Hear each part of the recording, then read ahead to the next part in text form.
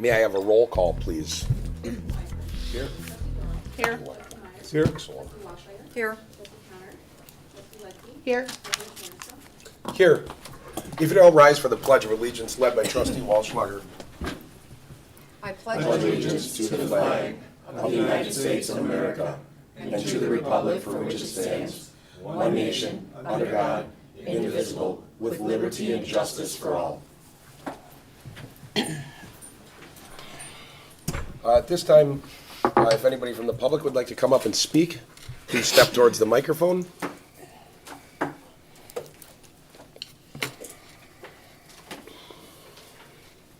Lynn Minturn with the Heartland Chamber of Commerce. I am here because, not unlike chambers of commerce across the country, we put together travel opportunities for folks, specifically in the Lake Country area, but it's open to the general public, so anybody can come. So since 2013, we've been working with one of the local agencies here in town, Lake Country Travel Entourage Expeditions. We've taken many groups really across the world. Recently, we went to Croatia.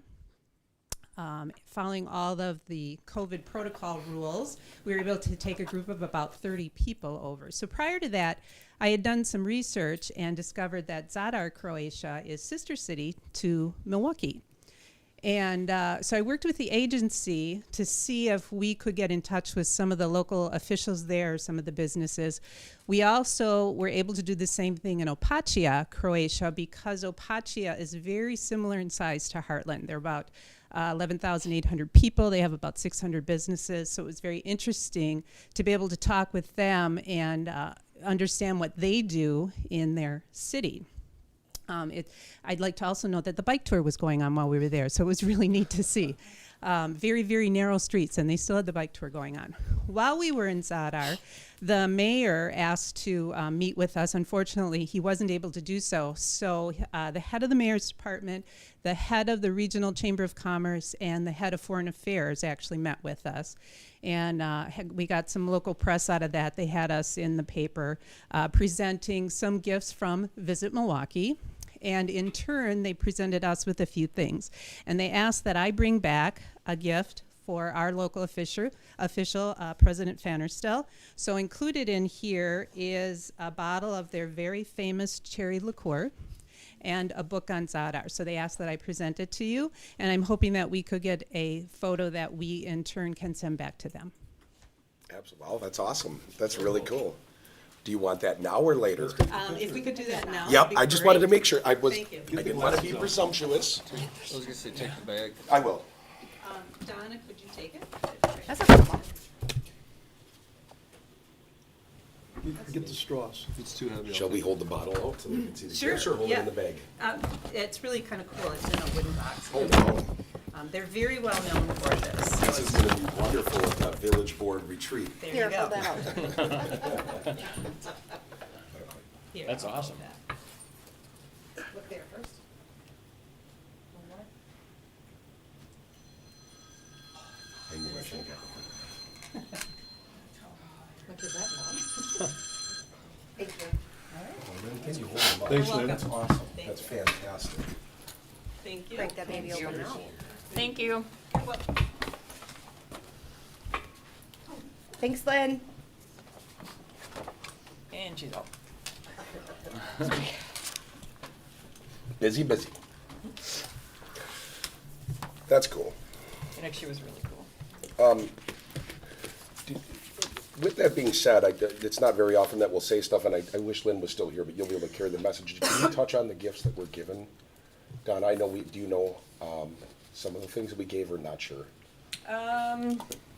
They gave Milwaukee gave a cheese head, so it was pretty funny. A little awkward.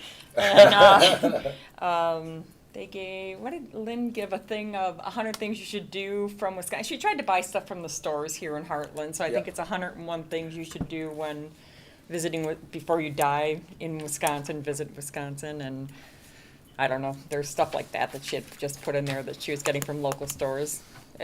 Like a year ago, a ton of the stores around here had the Heartland glasses or coffee mugs. Can't find them anywhere now. Yeah. So, Well, that's awesome.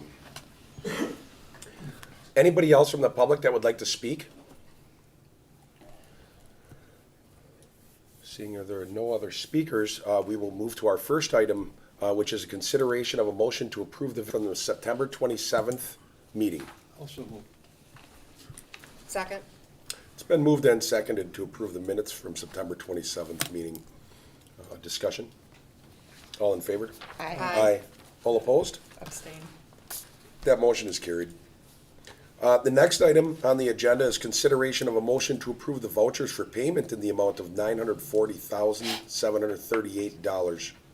I'll make a motion to approve the vouchers in the amount of $940,738. I'll second it. It's been moved and seconded. Discussion? All in favor? Aye. Aye. All opposed? Abstain. The next item, that passes. The next item on our agenda is consideration of a motion to adopt on third reading an ordinance repealing 10-206 through 10-232 of the Village of Heartland Code of Ordinances regulating public dances and concerts, and creating an ordinance regulating the issuance of special events permits. So the change from the last meeting, you'll notice in red on page 3 of that, at the board, we kind of got, there's a group going around getting signatures through the downtown, and on there it said 50% of property owners. That now says 50% of property owners and tenants which occupy the properties. That's kind of what we gathered from the board last time. Is everyone okay with that? So I was wondering if it could say and/or, because what it's reading to is that if you would have to get it from the property owner and the tenant that occupies it. So it should So- say and/or, right? And I was debating with it- the downtown area, I'm almost wondering if it shouldn't be the businesses, because they're the ones who truly are affected, not tenants. the property owner. But it's not just businesses that this reads to. It's for village roadways. So that could be any road in the village. For So special that events. goes, yeah, I mean, If somebody's doing it in the subdivision, that would be the street use permit, but yes. but like if, there's not a lot of residents here, but what if somebody wanted to do something on Merton Avenue? There's businesses and residential there. Sure. That's up to you guys. We can do it however we can do it. I just on- wondered if it should read and/or. I'm just Can you worried read the about, language that was in there, or, I'm sorry. No, go ahead. applicant must also obtain petitions signed by no less than 50% of property owners and tenants which occupy the properties along the portion of the street designated to be closed during the special event.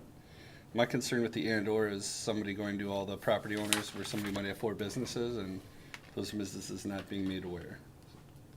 So, But then it also reads though it's duplicate efforts. yeah, I So get then it. my concern is that if you have property owners that own, let's say, a building, and now you're contacting them, and now you gotta go contact, I think it could go either way. Oh, I see. I think that because a property owner does pay the tax, and because the tenants have the building, I'm gonna use this as an example, just some building, it's got 4 tenants in it, and there's a property owner, but he or she does not run a business out of that building. The owner deserves a say because they pay taxes and own the property, but those tenants also deserve a say, and I believe that would be counted as 5. So, if they were hitting the 50% rule, I believe that they would be able to go to 3 of those, and they have now, at least for that building, they have gotten more than 50%.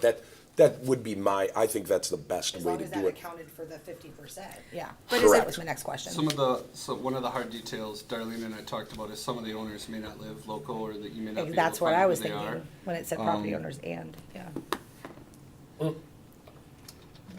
So If there's a way to word it, we could say, get it from the tenants, in the event that it is not a tenant, there is no tenant in the building, the property owner needs to be. You're getting in the weeds there, though. Is it the way it reads now, is it 50% of either or, just as long as we get Complicated real fast, and not everyone knows that. Administrator Bailey kind of spoke to sometimes these property owners aren't easy to get a hold of.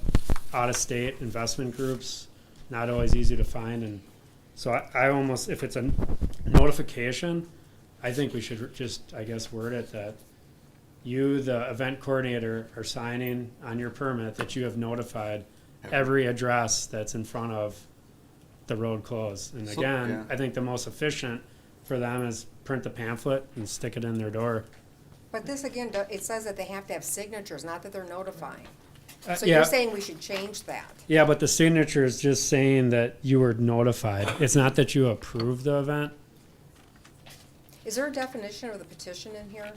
Right below that, on that same Okay. page. So my only concern, I know you say they would have to notify everybody. With the bike race, there were a lot of property Yeah. owners that stated they were never notified.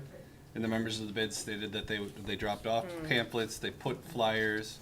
My fear is that we might have some business say, well, they never told, you know what I mean? I don't know the best way to make this. Yep. And I will say this, if a stranger showed up at my door and said, I'm having an event and sign this, I'd be like, well, that's nice to know, but I'm not signing it. And that's what happened. Yeah, so and all this petition says is that I have received notification of the closure. It's not that they agree with it. If that's the board's intent, that they just want these individuals notified, I'd say just put the event coordinator, let them, under sworn testimony or affidavit, tell you they did that. And if we have an issue where property owners are saying that wasn't done, that's what the approval process can bring to the board. And then also, even after the fact, it can come up to be an issue and brought forth to the board as well. Otherwise, it gets real complicated with the math. I think we had a starting point here, and it was more agreement, and this was more on the street use, so the smaller one. Now that we came up new with this, I think it just got complicated, and the calculations got. We tried building on what we already had, and it just got too complex. And obviously, the idea there is that people will make a good effort, a good faith effort in notifying whoever this is going to affect. I don't think anybody's looking to be like, oh, you're one signature short of the 50%. But we also, this board, I do not believe, wants anybody going and being like, I told 10 people, but it affects 60. We're good. I'll just say I did. It does turn into the, hey, I notified them, and people saying they didn't get notified. But So the struggle is the paragraph above states that the applicant will deliver notice to the property owners within a 500-foot radius of the special event site at least 2 weeks prior to the village board meeting. So we were having them do that as well as getting the signatures. So and we don't have to approve this today. We can bring it back for another reading. We just have to kind of all hear what the board wants to do. I mean, if So when I collected signatures in the past, when I would do it for the street dance, I used to do that all the time, and I agree with Chief. And the other problem with that is when you notify the owner of the property, they're like, okay, thanks for the notification, and never gets passed on, and meanwhile, that whole building's going, wait, what? And it truly is the businesses that need to be notified. And to walk in and say it, I've said it every time, I'm just here to notify you that the street's gonna be closed from this time to this time, and need your signature that you were notified, if you choose to. If you don't, that's fine. It's not saying you agree or disagree. I mean, it's very simple and a very quick, easy process, and I do think the businesses should be told. oh, absolutely. And we've had people say, I don't agree with it, but they've signed. Yeah. do you want to get rid of the petition and just say that, I mean, the thing I struggle with is that item 7 above is talking about 2 weeks before the event. You know, I'll call it out. The big one here is that the bid's obviously trying to get the bike race. So they're trying to notify people right now of a possible date.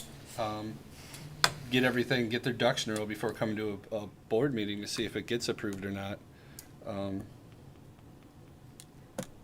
My recommendation would be for the person, when they pull a permit before it comes to the board, that they get the signatures, or I'm sorry, they make the notification saying, this is the event we're doing, it's being reviewed by the village board on X date. Then if they want to come and voice an opinion, they have that opportunity to do so. And then if approved, then I think if you want the 500-foot radius, then you put them to saying, now you got to do the 500-foot radius, because otherwise they're doing a lot of work and it may not even get approved. Right. Yeah. Yeah, that's a good But point. again, we're saying property owners, not tenants. No, I know. It's not that much.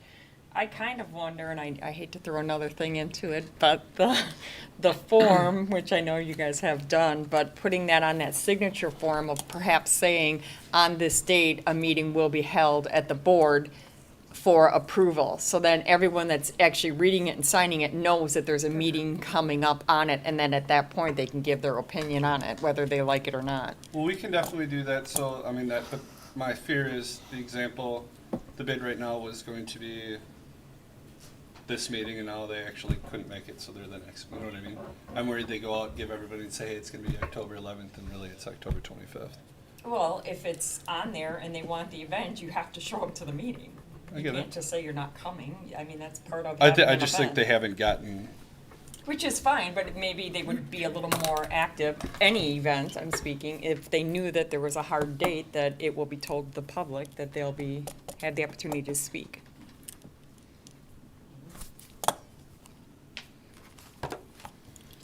so we agree with item 7, the 2-week notice, but we're thinking instead of the petition, we maybe have what they notify all affected property owners and businesses? I definitely want the board's intent captured, so I'm trying to I just throw things personally, out I'm for the sitting board to there thinking, and I discuss. think it has to be both of them. I'll tell you why. And I'm not trying to get too far into the weeds, but let's say I'm a property owner and I invested in Heartland because I can make money, but I'm having repaving done, and I'm trying to think if this even makes sense, but let's say I call Poblocki Paving, and I'm like, hey, I need to get that parking lot paved, I'm gonna send a letter to my tenants. And we never notify that owner, and they're like coming, but all of a sudden there's an event. If we don't notify the owners, they could be like, hey, and they're the one paying that tax bill, even though it's from the leasees. I think it might not, but they're not there, so they're not part of the signatures. I don't know. I just think you gotta notify property owners for sure. What didn't happen in the past is we have to make sure that those businesses that are renting also, and in this case, it's really easy because the bid knows exactly who all the businesses are that are right here, even small offices. I think you got to try to. I think we're looking for a good faith effort to try to notify everybody. I mean, that's the I can idea. make it all up and down. Yep. From gas station to gas station in a day. That's we're just looking for a. That's what the signatures are there for, is to say, hey, you really have to have made that concerted Yeah, effort. and my concern is we had homeowners and businesses state they were never notified. And I guess I find it hard to believe or hope that wasn't the case. I mean, I understand people don't have to sign something, but if somebody doesn't like your event, they could say, well, they knew I didn't like it, they didn't come tell me, you know what I mean?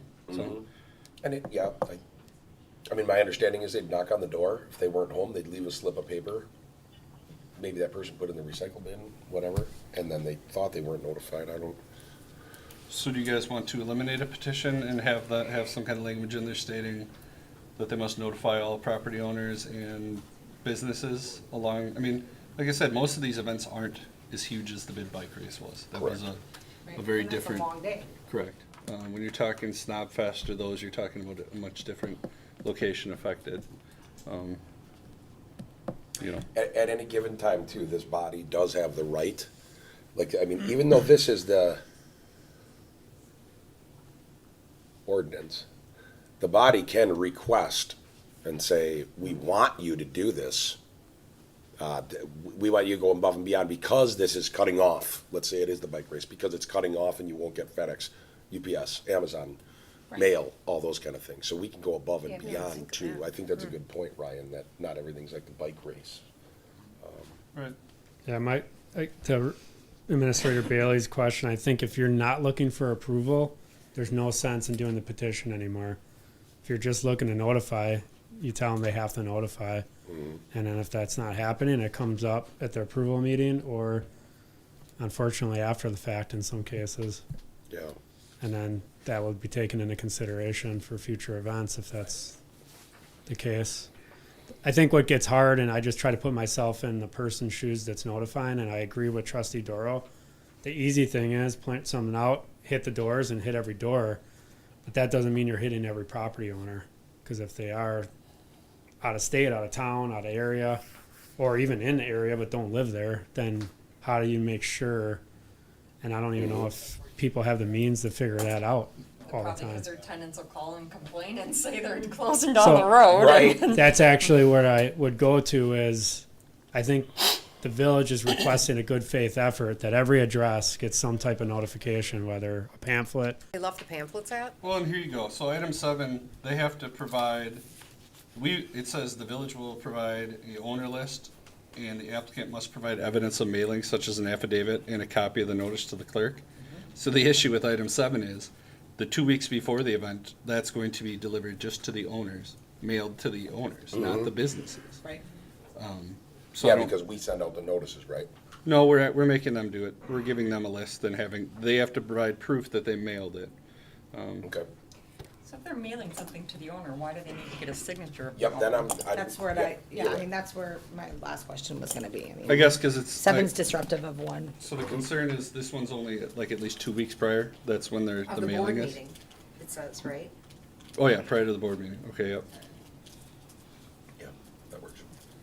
So do you want to change item 7, applicant to deliver notice to property owners and businesses within a 500? Tenants? And Yeah, tenants. businesses or And tenants. tenants. Yeah, I wouldn't just do Right. business, it has to Yeah, be right. tenants. That's the other thing, there's some tenants that. You live have, above. you have tenants that live people, above these yeah. businesses, That's so what we ran into last time. exactly what we ran into. Poor Johnny. And then are we getting rid of Supposed to one? leave. I would, so if we're going to do that, we would get rid of line 81 to 92 Yes. and up it line 74, applicant to deliver notice to property owners and tenants with a 500-foot radius of the special event site at least 2 weeks prior to the village board meeting where the special event will be considered. Such notice shall inform property owners and tenants within a 500-foot radius of the special event site of the day and time when the special event permit will be considered by the village board. Property owner list to be provided by the village, and they have to provide evidence of mailing. Or, I mean, so that's the other hard thing. Like I said, I'd like to see each business, like you said, you walk it and you do it, you notify them. I don't know, I mean, if you're talking the bike race, I'm sorry, there's how many people on the bid? I know. Right. Quite a few. Right, so you divide it up and you go. It takes, like I said, one day to go down one block, another one takes And they the have a other, ton another on one committees. takes There's it. and- another board for each committee. Yeah, so I don't think it's asking that much, I No. really don't, and then To when shut you down see our the village for signature, now. you No, know it's not too much to that ask it at all. was, that they were talked to. Yeah, it's not too much to ask at all. If someone's wanting to take on something that big, I mean, I would hope to have that many volunteers. So if item 7, we say applicant to deliver notice to all property owners and tenants, and then that line 76, 77 will add property owner and tenants as well. And get rid of 81 through 92. So down at the bottom where they must provide evidence of the mailing, such as an affidavit or copy to the notice of the clerk, do we want any kind of notice if they've met with business owners, or, you know what I mean? Because they could put a flyer in that business, I mean, that should be sufficient notice, or give it to someone. Do you guys want that, or do you just want to take their word that they did hand deliver stuff to everybody? Like I said, the bid bike race is the big I one. think we should have a sample of what they left. I'm I just mean- worried a business is gonna say they never got it. I agree. And they will. That, I think those I think have the to. sampling is fine, because you have sampling to say you didn't receive this. Yeah, a physical sample, you know what I mean? Yeah. Yeah. There's only one way that we can know how to do this, and I didn't want to go down this route, but that's if we made it part of the For permitting process on tons a something this year. big. Where Yeah. if we deem it necessary, just like we handle it, when a developer comes in and we gotta have a certain area and we hit every see it. tax key, what we need to do is charge it as the permitting process, whatever it is, $400, $500, but because that's the only way we're really gonna know we mailed it out and it got sent to every single one of them. It's true.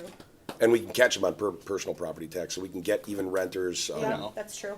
Not Oh, I everybody guess- has a personal property with us either, though. Most do. I mean, I'm not saying all. So is there anything you want us to add at the bottom of that? Provide evidence of mailing, proof of items dropped off, I mean, Yeah. Yeah, do you want us to? that's where I think the signatures come in. It's the only way you can really know that they Yep. dropped them off is by getting, that's where the signatures come in. But, That's why I like it. Every time Amazon drops off a package, just takes a picture of it on your porch. So we get rid of 81 and 92, can we clean it up and bring it back to you? Or do you guys want to approve it with changes you're requesting? Again, there's only one event so far that this has been a real how big soon are they issue. planning on coming? Well, I don't want to vote on, well, it's up to the board.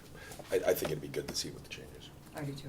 I do think as we're mulling this over, I think what I just said might be the way, with an event this big, I'm not talking about if someone closes down the street and there's only 8 buildings that it's blocking, you're talking hundreds, and people in the middle of it that it isn't even actually going past, but they can't get out.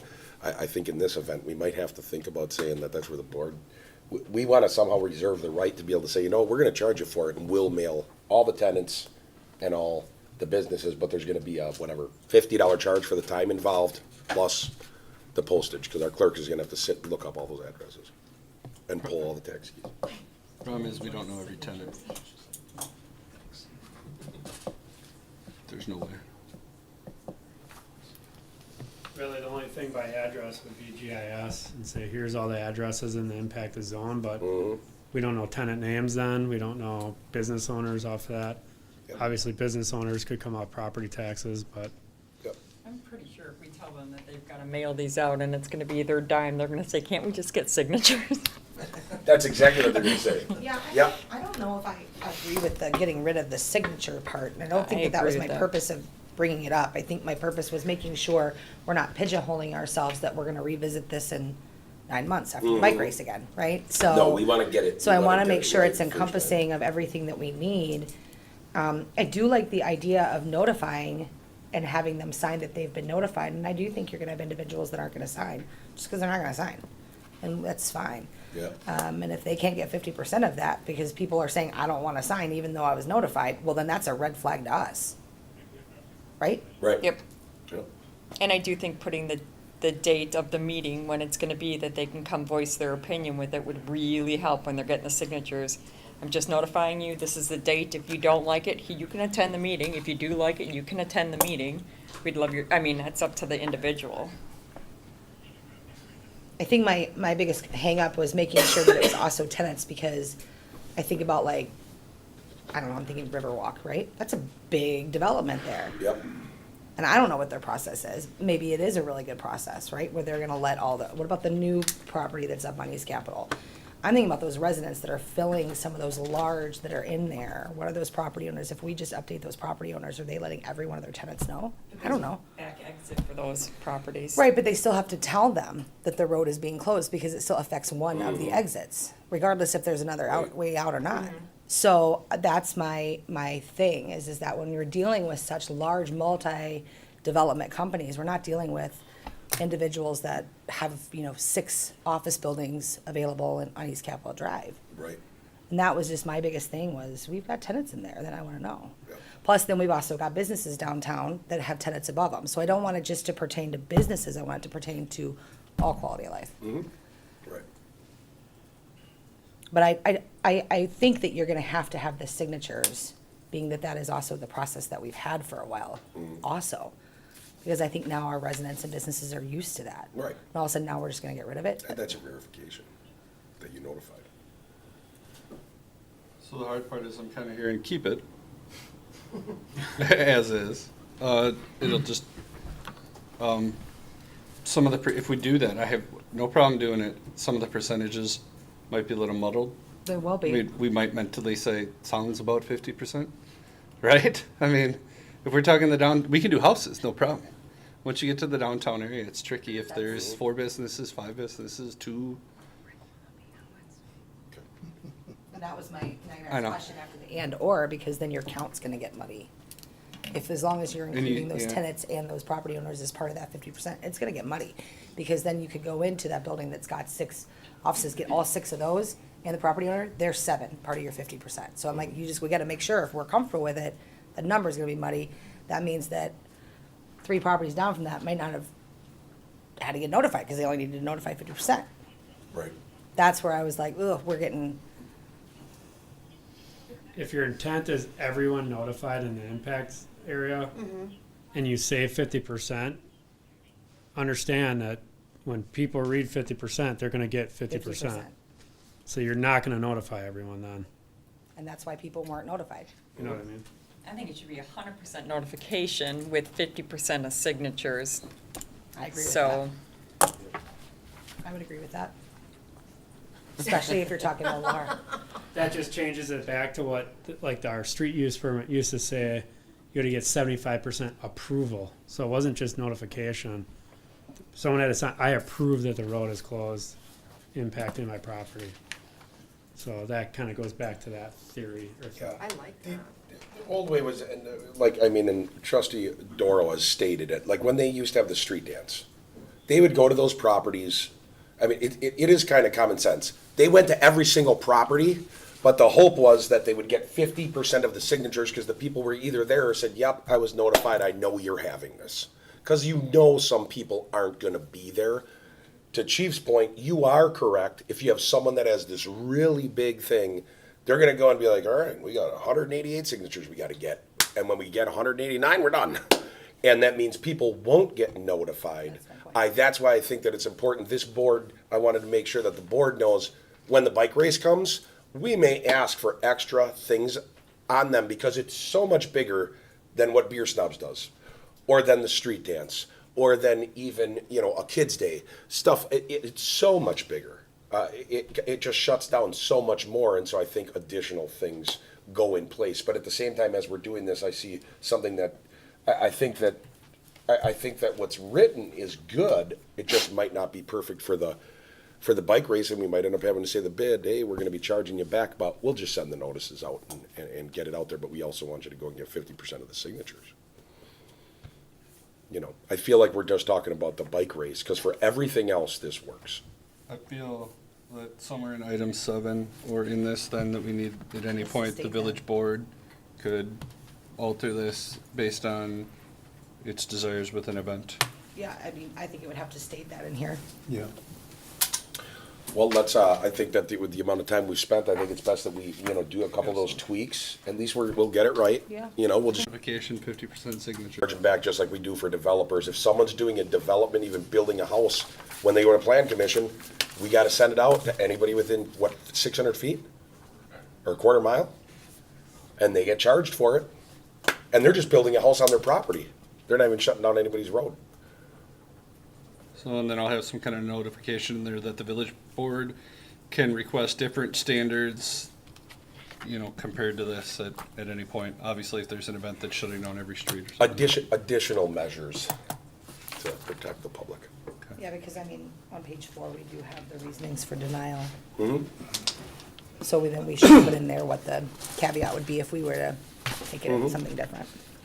Yeah. Okay, we will, we'll bring it back on the 25th. All right. Thanks for working through this.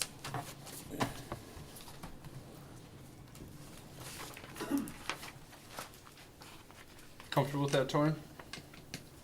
Clear as mud? We'll get I'm through just it. trying to help. I mean, really, this doesn't impact me at all. Right. I'm just trying to be helpful and get the process. The next item that we have is consideration of a motion to adopt on third reading an ordinance amending 56 through 78-62 of the Village of Heartland Code of Ordinances regulating street use permits. So on this one, item 36 is really what we changed to say that a petition shall be signed by not less than 75% of property owners or tenants which occupy the properties. Again, that was the direction of the board. My only concern is I'd like to see both.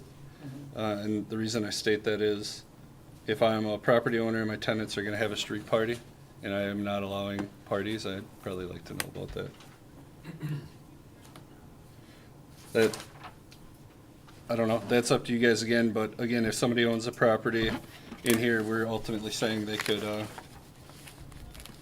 do that, no problem, if the tenant approves of that.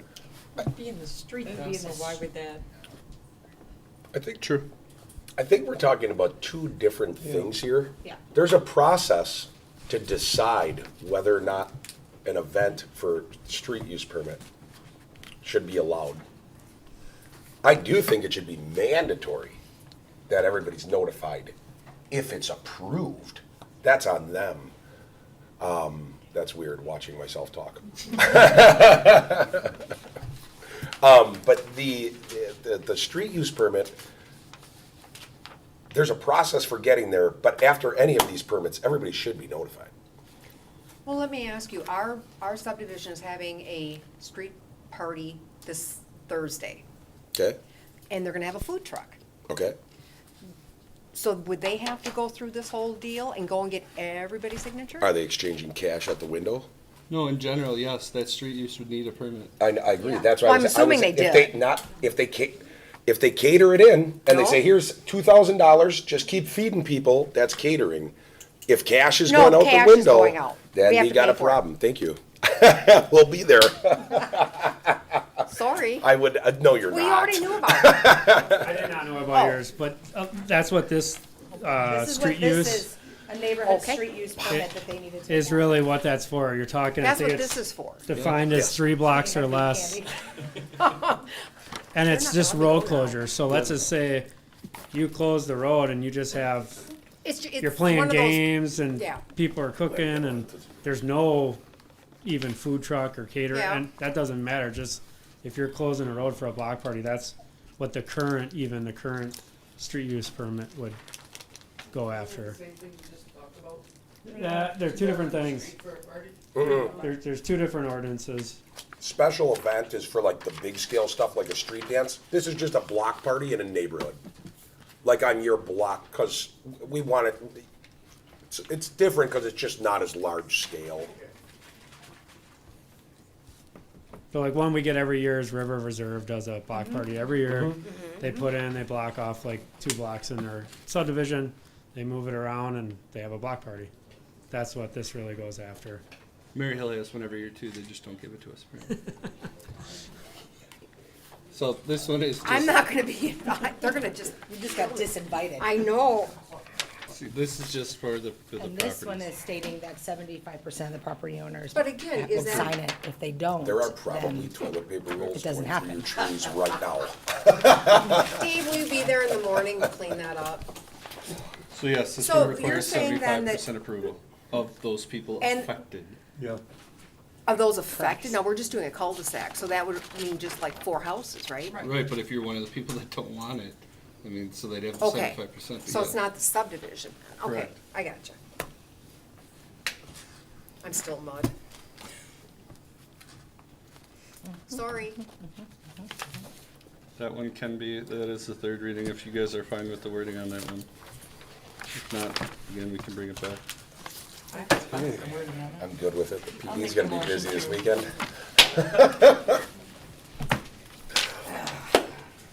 I'll make the motion to approve the ordinance for street use. With the change. No changes, that one you guys are fine with. Second. It's been moved and seconded to approve the ordinance amending the street use permits. Discussion. All in favor? Aye. That motion passes. The next item we have is consideration of a motion to approve resolution number 1011-2021, resolution adopting the compliance maintenance annual report. So the Wisconsin. Dave Felkner, DPW. The Wisconsin DNR requires all municipalities to submit a sanitary sewer compliance report, the CMAR report. In this report, it has to be presented to the village board, and the village board has to certify it. In here is financial reports, like on page 1, it shows our year-end in 2019 at $343,011. And then at 2020, we earned another $20,000, so at the December 31st of 2020, the sanitary sewer fund is sitting at $363,000, $363,011. In here, we have to do some collection. We have to talk about the collection, how much electricity we use. All of our lift stations, so we have 7 lift stations, we use 41,000 kilowatts of power in 2020. That consists of all the lift stations combined, they cycle 190 times a day. So that's a lot of pumping. That's what uses all the electricity. Then we go into the collection system, sanitary collection system. In this, we have to provide, it's called a CMOM report. We have to tell them the capacity, the management, the operation, and the maintenance. At the DPW garage, we have a binder, and in this binder, it consists of reports like we clean 33% of our sanitary sewer system a year. In there, it identifies the problem areas. It identifies our sanitary sewer budget. It also identifies televising yearly, upgrades on GIS, and then it talks about our flow monitoring. In the back here, it talks about how many miles of sanitary sewer main we have. We have 65.97 miles of sanitary sewer main. We have to keep track of rain flow for the year. In 2020, we had 36.87 inches of rain. And then we put all these formulas and equations into this DNR spreadsheet, and it comes out to a letter grade for you. And the financial, so here's the financials. Financial, we received an A. So there's, in the weight factors, there's either a 0 or a 1. So either your sanitary sewer is profitable, you get a 1. If you're not making any money, you get a 0. So we got a 1 on that, so that equates to 4 points.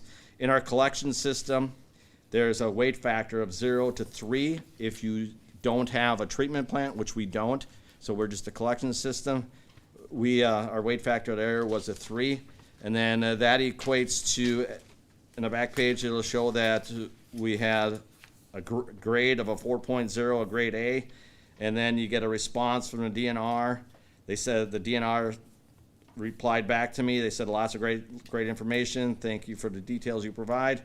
Based on the grading of the 2020 requirements for Wisconsin DNR, no further action is required, and then the DNR agent signs off on it.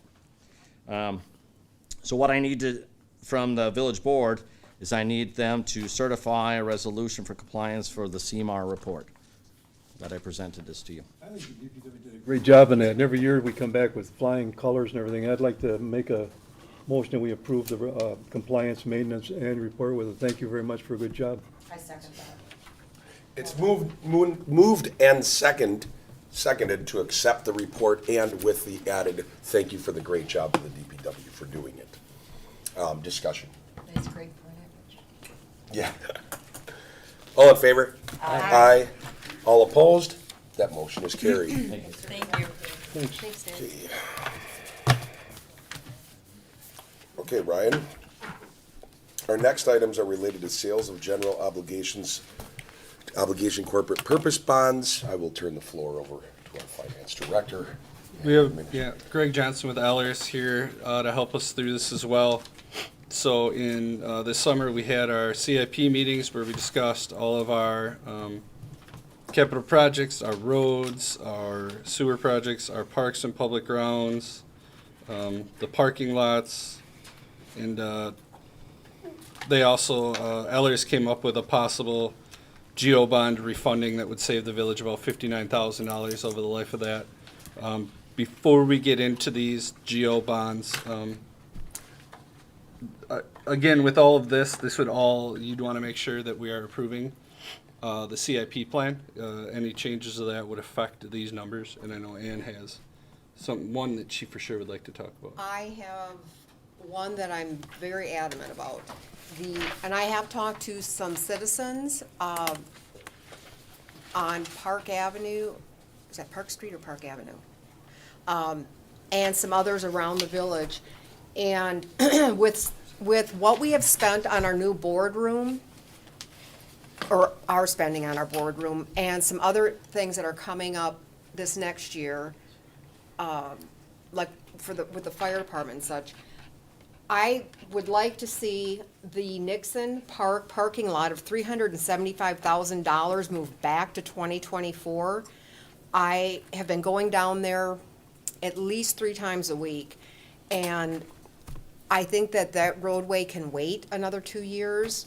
That's a lot of money, and I'd like to see that put back to 2024 where it was. Well, I know you said it's our diamond and that, but Nixon's Park is the only real star we have in this community. We've spent a lot of money now on the park. We're gonna have an ice skating rink there. We're gonna put the lights on the park to go around the teardrop. We're not just talking about that little teeny lot. I know that. We're talking about we're adding 36 spaces People are along the road to keep, to help people come. If we're gonna run a street dance in the park dance, whatever we're gonna call it, we're gonna have all these events. We got 4th of July. We got every major event in this village. It runs through that facility. And for us to come now after 5 or 6 years of the village doing absolutely nothing for the park because of the way it was being operated with our former DPW people, that we didn't have the work done. Now we've got money advocated for the futures. We're putting it in the budgets for each year to get new park equipment. We got park equipment that is old, that should be replaced. It's unsafe. It doesn't pass the safety standards. I think the driveway is so critical. People are going to come there right now. If you ever go up there, they're parking all over. And I don't want the people at the splash pad, the kids to run across to the bathroom there because this traffic. Then we want to have spots where there's no parking, and we want this expanded. And I think not doing it doesn't make sense for the plans we have for it. And it's, I agree with you. I think it needs to be done, but I don't think it needs to be done right now or next year. I think that amount of money, especially with borrowing, can be put off for a year or two. Because when there are big events, or even just on a regular day, when I go down there at noon on a regular day, when it's sunny out, you've got people playing pickleball, I assume that's what that is. And with the new stuff going in, you've already got people parking on the grass on the east side, parallel parking. You've got people parking on the west side where there aren't parking already. So I don't think that it's crucial that we spend it next year and have to borrow that money. Because won't that also increase the mill rate, Ryan? Any borrowing will, yes. Yeah. So I guess I agree with Mike. I think Nixon Park is a fabulous park. And it is the best one we have in town. And we're gonna be upgrading some equipment there. And we've talked about moving a couple things around in the park. But again, I think the road will last. The DPW's done a great job of keeping it up with the, what's that called, seal cracking or whatever, crack sealing. And even for the winter, I mean, the parking lot's not going to, if it's not prime, it's not gonna make a difference in winter, because you're gonna have snow down there anyway with the new ice rink. I don't know, I think that it's an unnecessary expense for right now, but we should do it in the future. Well, the problem is in the future, what is the future? I mean, A are we year or talking, two. are we talking about next spring? Well, Are it we was, talking about, we're not this- talking about next year, we're talking about 2 years out. Correct, this is a 2-year bond. So that's 2 years out. For us And to if we prepare wait for it. 2 years out, it's gonna be, we're not gonna have that extra parking. We're gonna have the same parking situation we have now. No extra space, no extra room. People are gonna park on the grass. Kids are gonna run across to the bathroom, and there's gonna be cars coming up through there. We're not gonna have that extra space. We've been putting off doing stuff with Nixon Park for years, and now we're just starting to do it. And I just hate to see the brakes go on it right now. but Mike, even if we moved it to 2023, You'd have to borrow it now. okay. You know, when 2 we're year looking at- cycle. When we're, At that point, you would, I'm looking at the numbers and it's just, you should be more be upset more about the cost that we're being charged to do this. The interest That's- fees and all the different fees. Ryan, what are the fees for us to go ahead and do this position? so the cost if we did just with the whole geo and the refunding would be $164,875. That's just more fees. Part of the overall fees to Ellers, to our bond council, the disclosure council. We have to be rated, so that's by Moody's. We have the underwriter's fee of $85,000 and then a paying agent fee. I wish I was an underwriter. Yep, that is the fee, and again, if we took the refunding out, that saves $87,000 costs, or $77,000 in costs, but by doing the refunding, we're saving approximately $60,000. We do this every After. 2 years? We do a So borrowing. we have to pay this every 2 years then? It's part of, built Right, into the borrowing, right, correct. right. And my guess is we'll get a debt premium, so, and that'll probably cover most of the fees, if not more. Premiums have been very high. I guess to Mike's point, we've got a lot of momentum at Nixon Park. The park keeps getting more attractive every year. We're doing other things to beautify it. They're gonna light the teardrop, they're gonna light the path. I think that we should strike and continue to grow it while it's hot. We have someone I from the think- park here. Can he speak as to Sure. your thoughts on the parking there? Sure. And again, when we get to it, that would be item D if somebody doesn't want it. Tim Holquist, Park Board. One thing that Mike didn't tell you, and I don't know if you guys are aware, but when we do realign that, there's going to be another pavilion, which is a moneymaker. That's going to bring in more income. And if I'm not mistaken, I think those pavilions, Darlene, they've been rented out almost every weekend, if not every night. Yeah, definitely weekends get booked. So that's some income coming in as well. And, you know, DPW put up the stop signs to control the traffic. And it's just gonna happen, you know, that a kid's gonna go running out. And so, and the cars are parked, there is no uniform parking there. you know, the pickleball players are there to get an exercise, but yet they're the ones that are parked closest in the grass. So, you know, so I don't know about that, but, you know, either we put no parking in the grass and then make them all park on the street in the parking lot, or we create another parking lot and then we won't have any parking in the grass. So, Oh, I agree, it needs to be done, but. and we're eliminating the whole roadway around the splash pad. We're gonna go all the way around the triangle bathroom as well. So there's not gonna be any traffic around there. So I mean, I'm in agreement with Mike, and is it Ryan? Adam. You know, strike while iron's hot. I mean, it's quite popular. We're getting a lot of people down there. It's being rented out every weekend almost for something. So I'd like to continue that to happen. So. Thank you. Thanks. I just want to comment on one thing. We were talking about doing this in 2024, and then Mike proposed bringing it forward to 2022, but I told him there's going to have to be some design. So I recommended, if you want to move it ahead, I said I recommend moving it to 2023 so we can get some design, because there's still going to be engineering. There's still going to be DNR permitting, because we have to then move the pile of pond dredging. So that'll have to be moved again. So there will be some engineering and design work. So if the board wants to move it ahead, I recommend moving it to 2023 instead of 2022. Yes. How long can the pile sit there until the DNR says, okay, now it's dirt, you can move it? It has to sit there a year from the start of the project. Oh, okay. So after a year, though, we can. Well, It has to stay on the premise Why? unless you do further testing of the soils, Why? because that's another DNR permit. take it to the local bar. You know, one of the things I'm thinking is not only, you know, all of the additives that have been talked about tonight for Nixon, but, you know, we're constantly hearing we don't have enough parking. We don't have enough parking. And we need to add the parking. And you're 36, it's 36 parking spots. Yeah. That's huge. So that's, you know, for me, I mean, we hear we don't have enough parking all of the time for every single thing that's happening, right? So here we are, coming to the table, adding parking.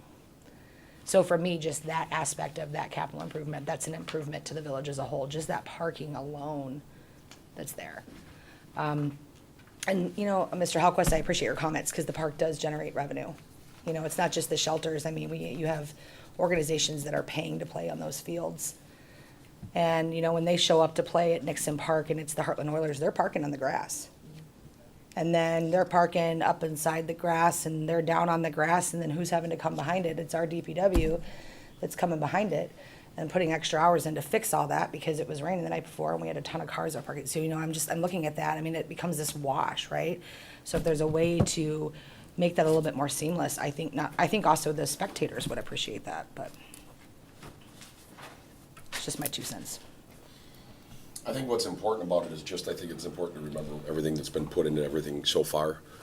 Starting off with, I mean, we used to not spray weeds, and it was like a weed garden out in outfields. There wasn't, I don't even know if there was room for any grass. I mean, it was these big leafed, not kidding, it was big leafy weeds. And then we started spraying. I mean, that does cost money, but it allows for the grass to be in there, and it makes for a better quality product if you look at the parks that way. And then we went with the reconstruction of the ball fields. You know, that wasn't cheap. It's not free.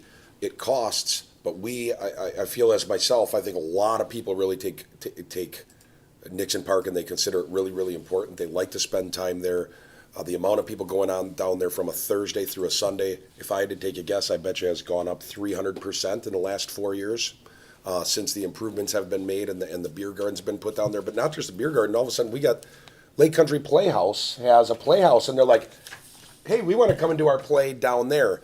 But people from everywhere are wanting to come. I mean, you had a splash pad at Nixon Park, and Heartland had an outstanding idea, and all of a sudden you had Sussex that's like, we got to get one that's 4 times the size, because people are going from Sussex and going over to Heartland. So we're doing good things, but I do believe, you know, if this was a race, like the Daytona 500, we're only on like lap 100, and right now we don't want to take our foot off the gas, or we're going to be behind. You know, we want to keep up, and if there's one thing, there's a few things in Heartland that I can say for sure people are willing, or they want to pay for a quality of, and that's fire, police, and their parks. And I really mean that. It's the truth. They want roads to drive on that aren't crumbling, but I think they take those for granted a little bit. They're always like, "Why is that so expensive?" But no, I really, I think people want. Tough, right? I mean, nobody likes sticker shock. That's what it is. Yeah. Sticker shock. That's. And if we continue tough. to do some each year, But- though, it's quality. Couple other things I want to mention, and then I'll have Mr. Johnson come up and he can kind of explain everything with this. In 2023, we have a $1.2 million water project in our CIP. You will notice there is no borrowing for water. That's an unknown yet. We're looking at alternative ways. Again, this borrowing goes through that year. We'll figure something out. We'll come back. We can always do a state, Clean Water Fund loan, something of that nature. We might be able to use the American Rescue Plan Act funding that we received to cover that. That way it wouldn't hit the taxpayer dollar. So we're still looking into that, but I just didn't want you to look at that and question why we didn't have the 1.2 million. All of these resolutions will be read and approved individually, so if there's opposition to one, you can vote on that. And Greg, sorry you came up and back down. I knew they had some discussion they wanted to have, and just want to let you explain a little bit more on our borrowing. Sure. Good evening, everyone. You have a copy of the preliminary financing plan that was in your packet. I'm going to walk through each of the tables. Some of them are just background information, so I won't spend much time on some of them, but I just want to kind of walk through kind of how the plan was put together. So after the memo is Table 1, which really just is kind of a summary of your existing debt profile of the village. So in the far left-hand column is your total general obligation debt payments, existing principal and interest. A portion of your existing general obligation debt is paid by water and sewer revenues, so those are shown as offsets to those total general obligation debt service payments. And then in the net tax levy column, that's how much of your existing general obligation debt is repaid by the property tax levy. So your levy in your 2021 budget just for debt service was $1,673,035. Without the new debt issuance that you're considering this evening, your levy for debt service for 2022 would be $1,719,000 approximately. So that kind of shows your existing debt profile before we look at the impact of future capital borrowings that we've modeled in this financing plan. In Table 2 is a detailed list of all of the capital projects that have been incorporated into the village's capital improvement plan. And as has already been discussed, the village is on a every other year borrowing cycle. So we show projects in the 2022 column. That's really what you're considering proceeding with here this evening. The projects that are in 2024 and 2026, they're in here for illustration and planning purposes. You're not taking any action on those borrowings at this point in time. So we've listed the estimated dollar amount for each type of project. There's a few of the projects where you're applying some reserve funds or grant funds, so we've noted those as well to kind of offset some of the project expenses. So you're looking at about $3,507,000 of capital project costs that are being financed with the bond issue that's proposed for this year. So one of the reasons you see multiple resolutions on your agenda is really to comply with state statutes. So we're looking at funding a variety of capital projects with this debt issuance, some street projects, park improvements, parking lot improvements. And so you're required, even though we're funding one bond issue to pay for all of these projects, under state law, you're required to adopt separate resolutions that say what is being funded through that bond issue. So while you see several resolutions, you're still doing one bond issue, but that's why you'll see several different types of projects identified. That's a requirement under state law. Real quick, just to bounce off that too, when you see we're borrowing $2.4 million of roads, if we spend 2.39, if we have 20,000 left, people are always like, can't you just take that? And you can't take it and use it for parks. It's designated use as streets. That's correct. With bonds, you have to use the money for the purpose under which it was borrowed. So any money borrowed for streets can be spent on any street project in the village. If you have some of the street money left over, you can spend it on streets, or if you don't spend it on streets, you can use it to make debt service payments on the bonds. But you can't kind of commingle funds with bond issues. That's a state law requirement. Where do we put that, repairing that water line on 83? That's underwater, and The that's what I million? was just saying. We're not borrowing for it yet. So that's not part of that 300 or? No, that's 1.2 million. Currently, we're not doing anything with it because we're hoping there might be a cheaper option and that we could possibly use the funding we received from the federal government for that. I talked to somebody about those liners. The problem is with the resin, they don't think it'll be about 8 to 10 years before it's approved, because the resin's poison for the potable water. So that's what a concern that I have right now, is that we got a big hole to fill. Okay, sorry to interrupt. No, it's okay. So we've put together two different scenarios kind of for your consideration here this evening. The capital projects that are being funded are identical in both scenarios. Really the only difference is looking at refinancing some existing debt. So anytime you're financing new capital projects, it's always more cost effective if you have existing debt that is callable and could be refinanced at a lower interest rate to do all of that simultaneously instead of doing a separate transaction and incurring separate costs for that separate refinancing. So in table 3 for scenario 1, I'm really just going to focus primarily on the 2021 bond issue. You'll see that we have it all broken down by multiple purposes. So the total bond issue is $6,850,000. You're financing about $2.4 million of street projects, $365,000 of stormwater improvements, $305,000 of park improvements, and then $483,000 of parking lot improvements. The balance of the debt issue is related to refinancing the village's existing 2012 bonds that are outstanding and are callable. So what would happen is if under this scenario you would issue new bonds, you would pay off the 2012 bonds, and you would have debt service payments at a lower cost because it's at a lower interest rate. So there are transactional expenses that we've incorporated into this analysis, but when we talk about the savings in a moment, that's actual savings to the village net of all of the costs. And then the 2023 and the 2025 financings are really just kind of shown for illustration purposes. I'm not going to spend too much time on table 4. It just shows that we allocate the debt based on all of the different project costs. Really all of the new capital projects, even though they're kind of broken down into their project type buckets, all the debt service is being repaid by the property tax levy for the new projects. Some of the refunding is attributable to the water and sewer utility, and that's what I'll speak to next. So in table 5 is really the estimated savings, again, net of costs, to the village by potentially undertaking the refunding and paying off the 2012 bonds. So you'll see on the far left-hand side is the total existing debt service payments. You're already obligated to make those. You're presently paying, a little over 2 to 2.38% on those bonds. Under the new bonds, the estimated interest rates range from 0.65% to 1.6%. So your total savings net of costs is about $60,000.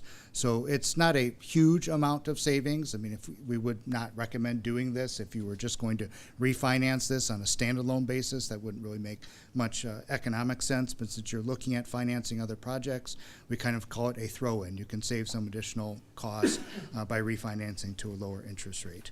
But we also ran a scenario where we pulled that out as well.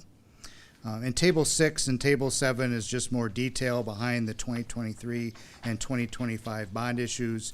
Really the bigger picture where I want to spend more of my time is in Table 8, which kind of shows the overall debt profile, including your existing debt and the proposed 22 bonds or 21 bonds financing 22 and 23 projects, and then also includes the refunding. So in Table 8, Scenario 1, on the far left-hand side is, again, all of your existing general obligation debt service payments, pulling out what's being refunded or refinanced. And then we show the total principal and interest payments estimated for the 21 bonds, the 23, and the 25 bonds.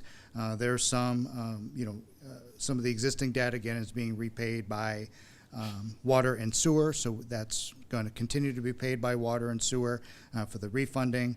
So we see in really the debt service levy column, that's really kind of shows how your debt service levy is projected to change with financing your 22 and 23 projects. And for illustration, this also includes your borrowing 2 years from now and 2 years following in 2025.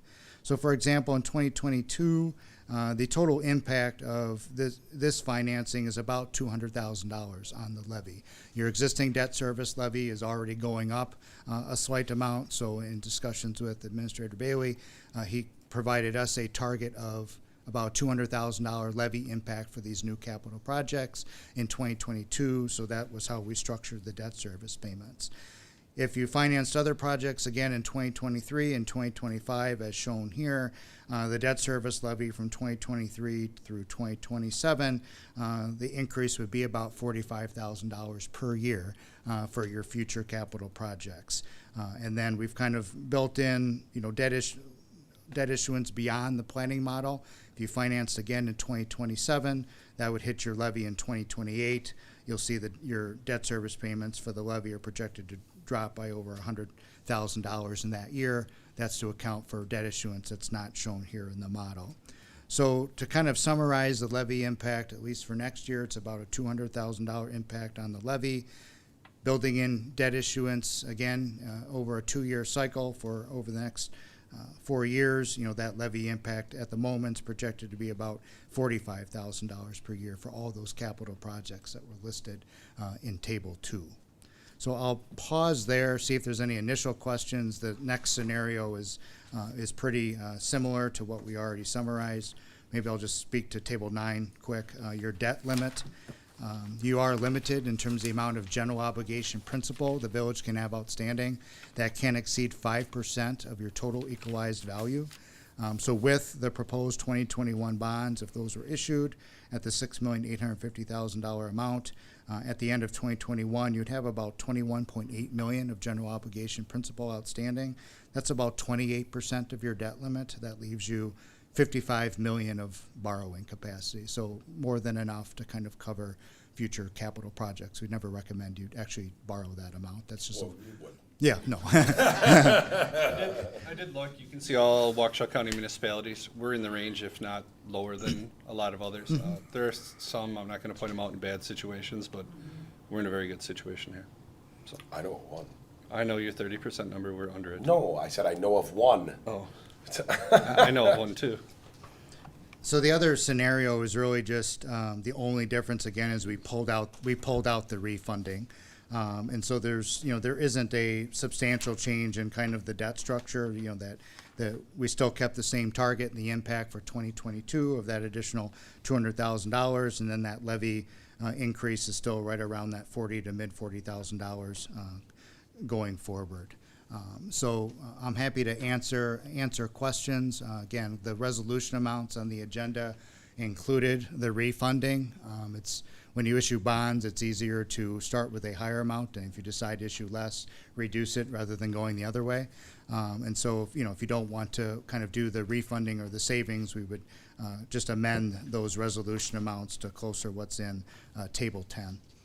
So I'll pause and see if anyone has any questions, or if Administrator Bailey wants anything to add for what I've said thus far.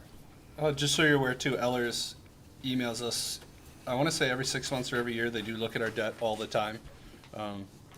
Up until this point, we haven't had one that made sense to refinancing. We're saving $60,000 if we do it. It's not a huge amount, but it's a savings, so.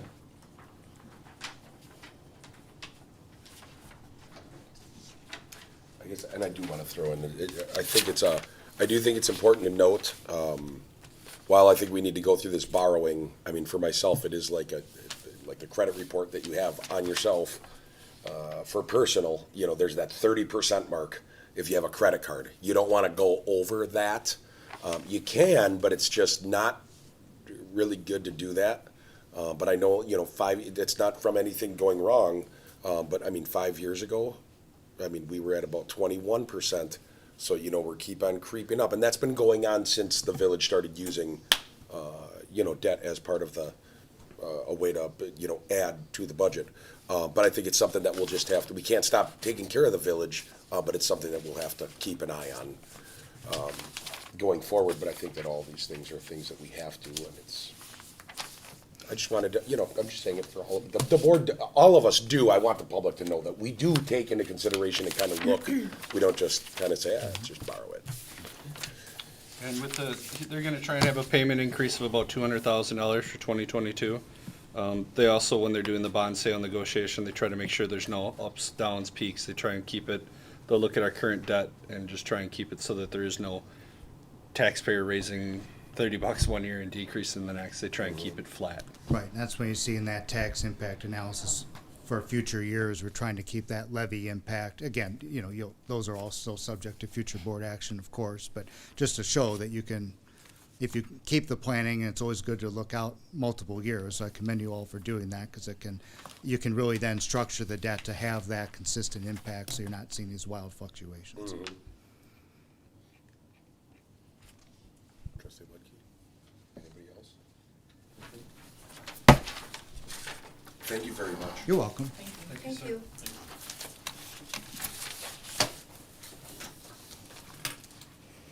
I do believe that for the authorizing, well, if someone wants to group them, they can. If I they was want to just- go one by one, they can. I was gonna say, what would the board recommend? When we actually buy them, that we have to do one at a, that's the one where we literally have like 25. The roll call and everything. Yeah, but in this case, you can do the grouping. It's up to whoever makes the motion. It can be one at a time as well. This just kicks off the beginning to put that paperwork together. This does not actually officially, Yeah, the bond closing would be November 11th, I believe. Yes. Whatever our meeting is in November. Or the bond sale Yes. would be on November 8th. November 8th. And then the closing would be before the. Yep. November 8th, we have a board meeting, so they approved that as part of, And we would, as. call me that morning. So that's the date where we'll sell the bonds, we'll have the final interest rates to present to you, and we can make adjustments to the amortization schedule once we get the final interest rates. As was mentioned, the target was about that $200,000 impact for next year. We'll make sure we'll be within a couple $1,000s of that, under, it won't be over. So. Gives me an opportunity to change the budget on the fly and give you an exact number.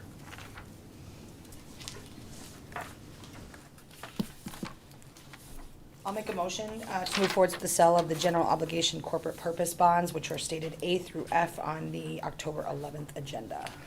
I'll second. it's been moved and seconded to move forward with the sale of the general obligation corporate purpose bonds for items A through F on the October 11th, 2021 agenda. Question? Yep. I do not want to approve D, so how do I vote for that? You would vote no on the grouping, or you would provide an amendment, which would omit that item, and then the board would have to vote on the amendment. And then if that amendment passed, that would be stricken, so the wording would be changed. And So then right it would now, be we're voted. grouping it all together in one. Yep, it's Okay. A, B, C, D, E, and Okay. F. Any discussion? And if you wanted to provide anything on discussion, you could also, or you can make an amendment, or vote against the. All in favor? Aye. All opposed? Nay. That motion is carried. So those will come back to us at that meeting, and that is the meeting where we have to roll, it's not.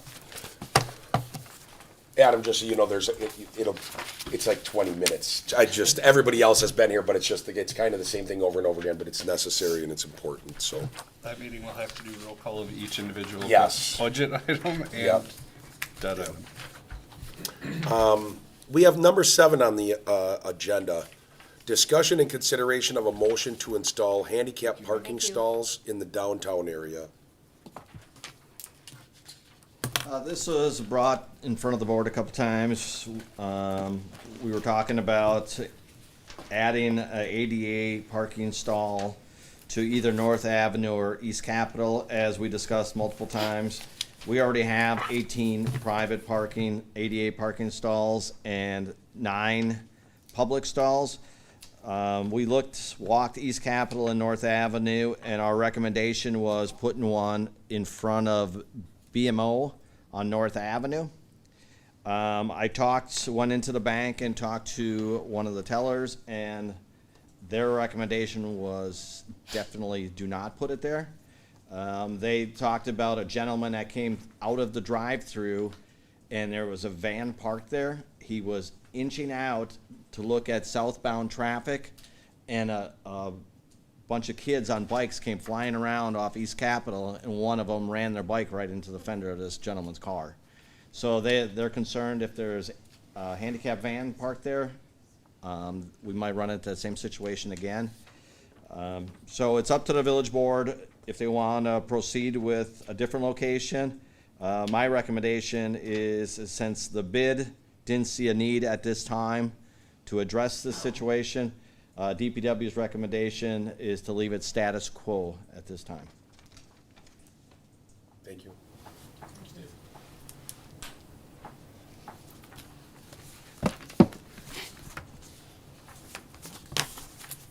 And again, it's something we can always revisit. We haven't had a ton of issues. We haven't had a lot of calls from the public in regards to that. More or less, it's been trees and that along the river. But we haven't had a lot of complaints. I mean, this is something, if it becomes an issue, we can always bring it back. If the board wants to do something now, they can.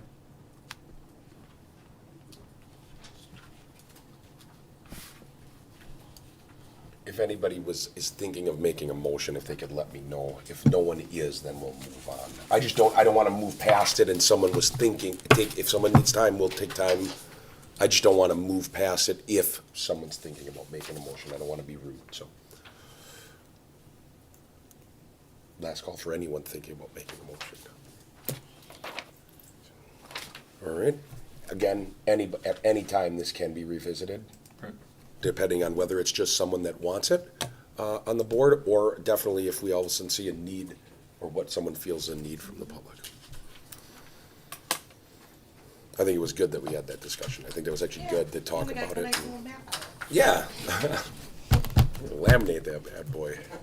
Okay. The next item on our agenda is a discussion related to creation of a food truck ordinance. Not before Thursday.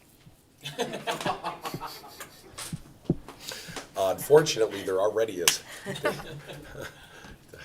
Yeah, unfortunately.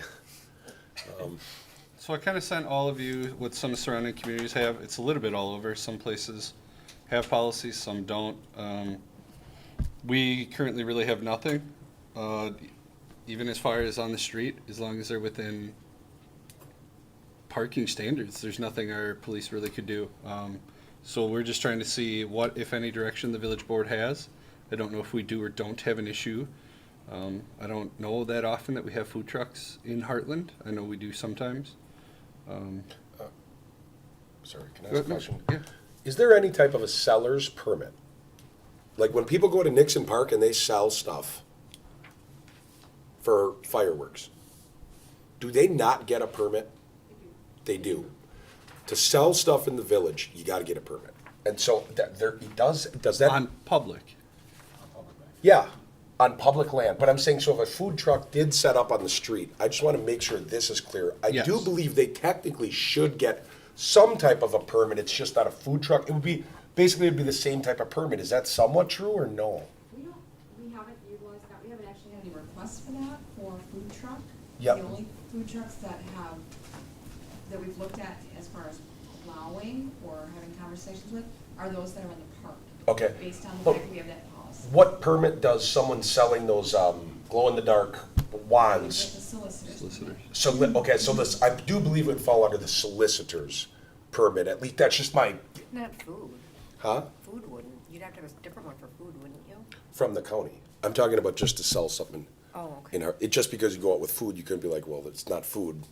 Okay. Glow sticks, you gotta have a permit. Yeah. Food, you know what I mean? So I would think they would need a solicitor's permit. I'd have to look at exactly what it needs. I do think we have to have an ordinance. 'Cause, I mean, it's been kind of clear that unless it's some type of a special event or something like that, but we don't want food trucks on the streets. And then I think that there was talk about taking care of the private property portion also, or at least that's why it's on the agenda to talk about that. So on the streets, I think that one's simple. So I agree, I think that the food, that we absolutely need a policy. I mean, I know that there's not issues now, but that's not gonna say that there's not gonna be, because food trucks are extremely popular. And I do think to keep things fair across the village, that it should be on public streets and private property, just like other municipalities do. And it does show that there's pricing all across the board. I don't know what the pricing should be, but I do think there should be payment of a food truck that is selling for profit in the village. No matter where they're selling it, if they're selling for profit, that's a sale that they're making money off of, that they should pay something to the village to be here.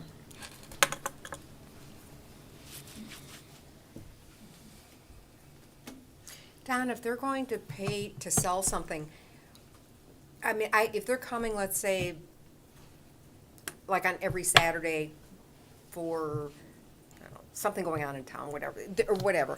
But what if it's a food truck that wants to come Monday through Friday, or one of those trucks that sells breakfast to some of the manufacturing companies, and they're here Monday through Friday every week, we couldn't charge them a daily fee like we would a truck that's just gonna come in for 4th of July or something. Correct, that's why we need an ordinance put together, so we have some sort of guidelines, just like we did just with the, Right, that's what I'm saying. blocking off the streets and that, Yeah. there's different levels to everything. Right, okay. But I did like an idea that the chief had, maybe a couple months ago, we first started talking about this thing when I was 3.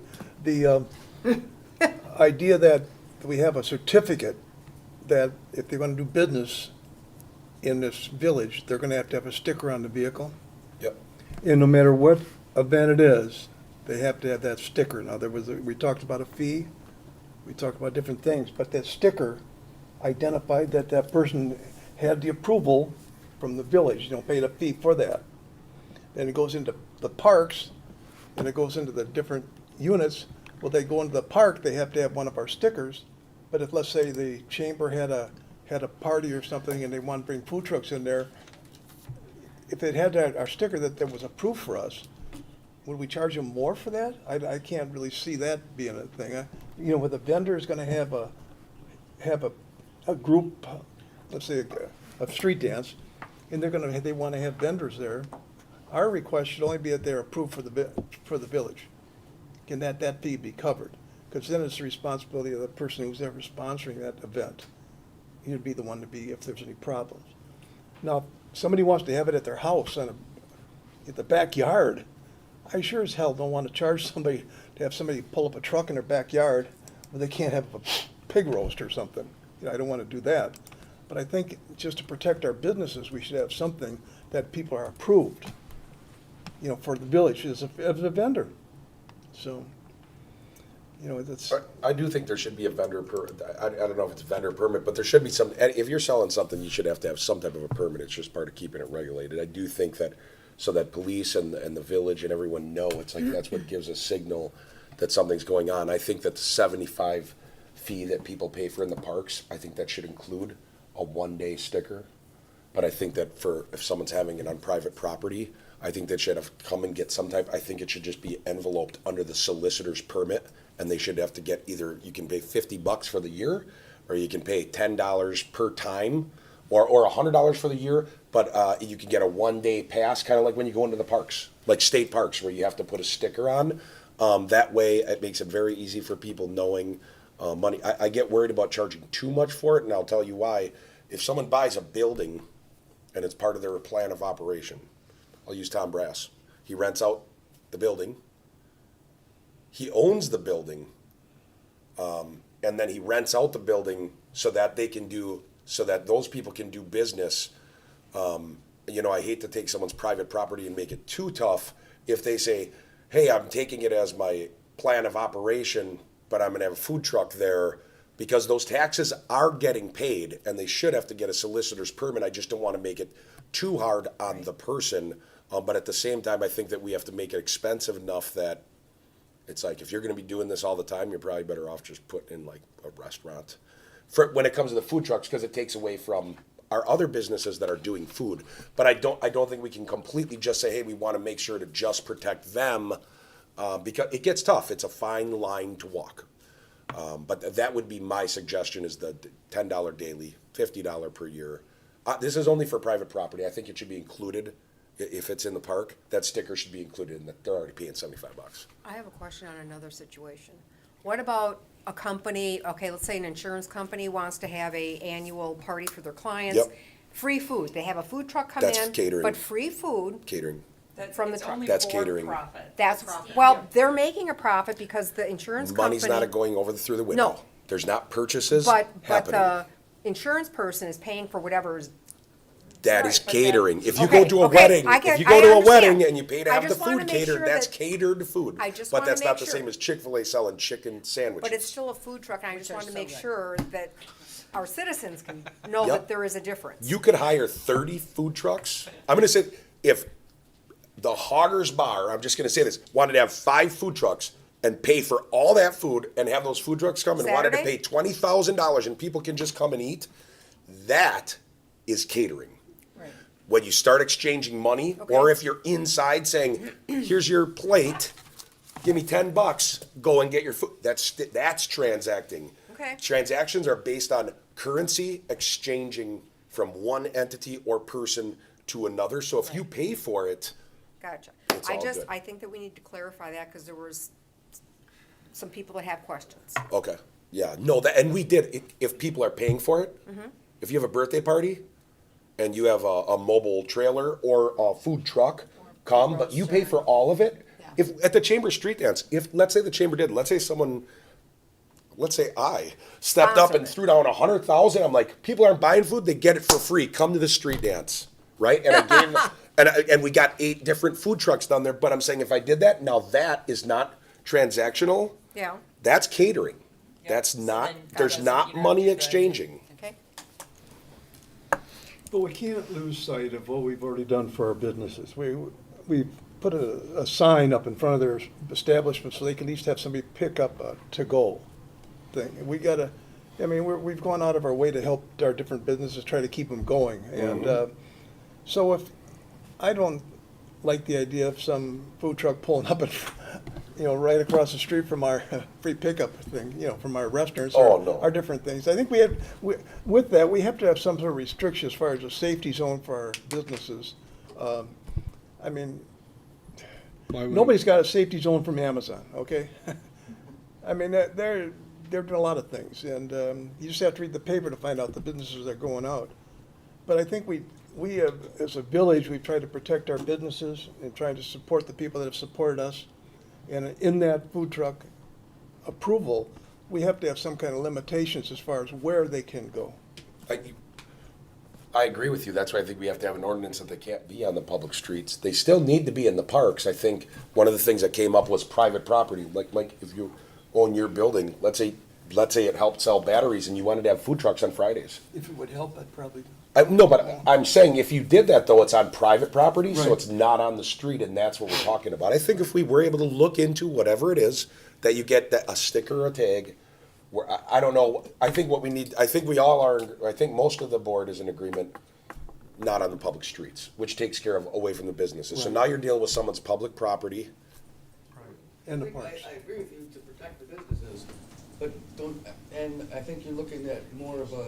Get to the mic. Can you come up to the microphone? I'll allow that, because I think it's, yeah, I mean, we're good, it's past 8 o'clock. I do agree in protecting the businesses that sell food and that Can you say your name and address? I'm sorry, Joanna, and I live at 315 Prospect. Yeah.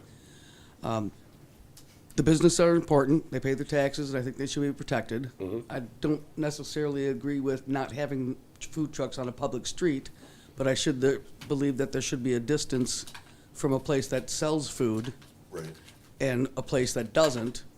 Say, we'll do Hoggers, for example, they can't have food there, but you do want people to be able to have food.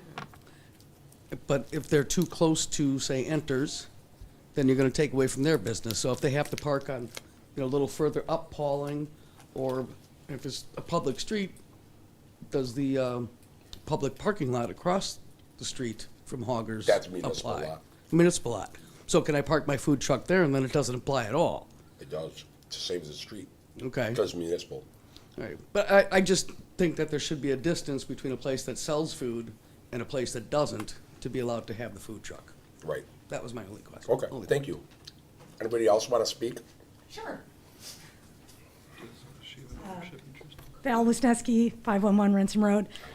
We can't be the first entity to enter into this conversation, and it seems like there's been multiple meetings where this has been a discussion item. Has anyone looked in to see what other villages do or other cities do? Yeah. Yes, we have, and I've shared it with our board, yes. Oh, okay, all right, so what, All over. all over, okay. Some have no policies, some say, well, Mark just wrote this huge, long policy about limiting and how many times. And that's where, I guess that's why we're bringing that to the table, just trying to figure out what their direction is, what we desire. Right. That's kind of what I'm taking notes. Got it. Sorry, I didn't mean to, obviously I don't know everything or anything. But I guess as a, a small business owner, not in the food industry, we have our business here because we love Heartland, and it's there's reciprocity, right? Like, we provide a service, and you guys are nice to us, right? So I think our businesses all took a chance in starting their businesses here, and there's been a lot of changeover in every single restaurant that's down here. So I think it would be nice to always keep them in mind when and I know you guys are, but I think private property is a separate thing, right? Like, you can't say that I guess you could say that I couldn't do it, but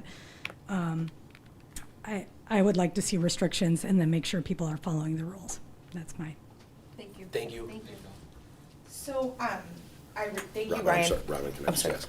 We're just gonna- Sure. Anybody, because I opened the door, does anybody else from the public want to speak? I'm sorry. There's only one more left of you that didn't speak.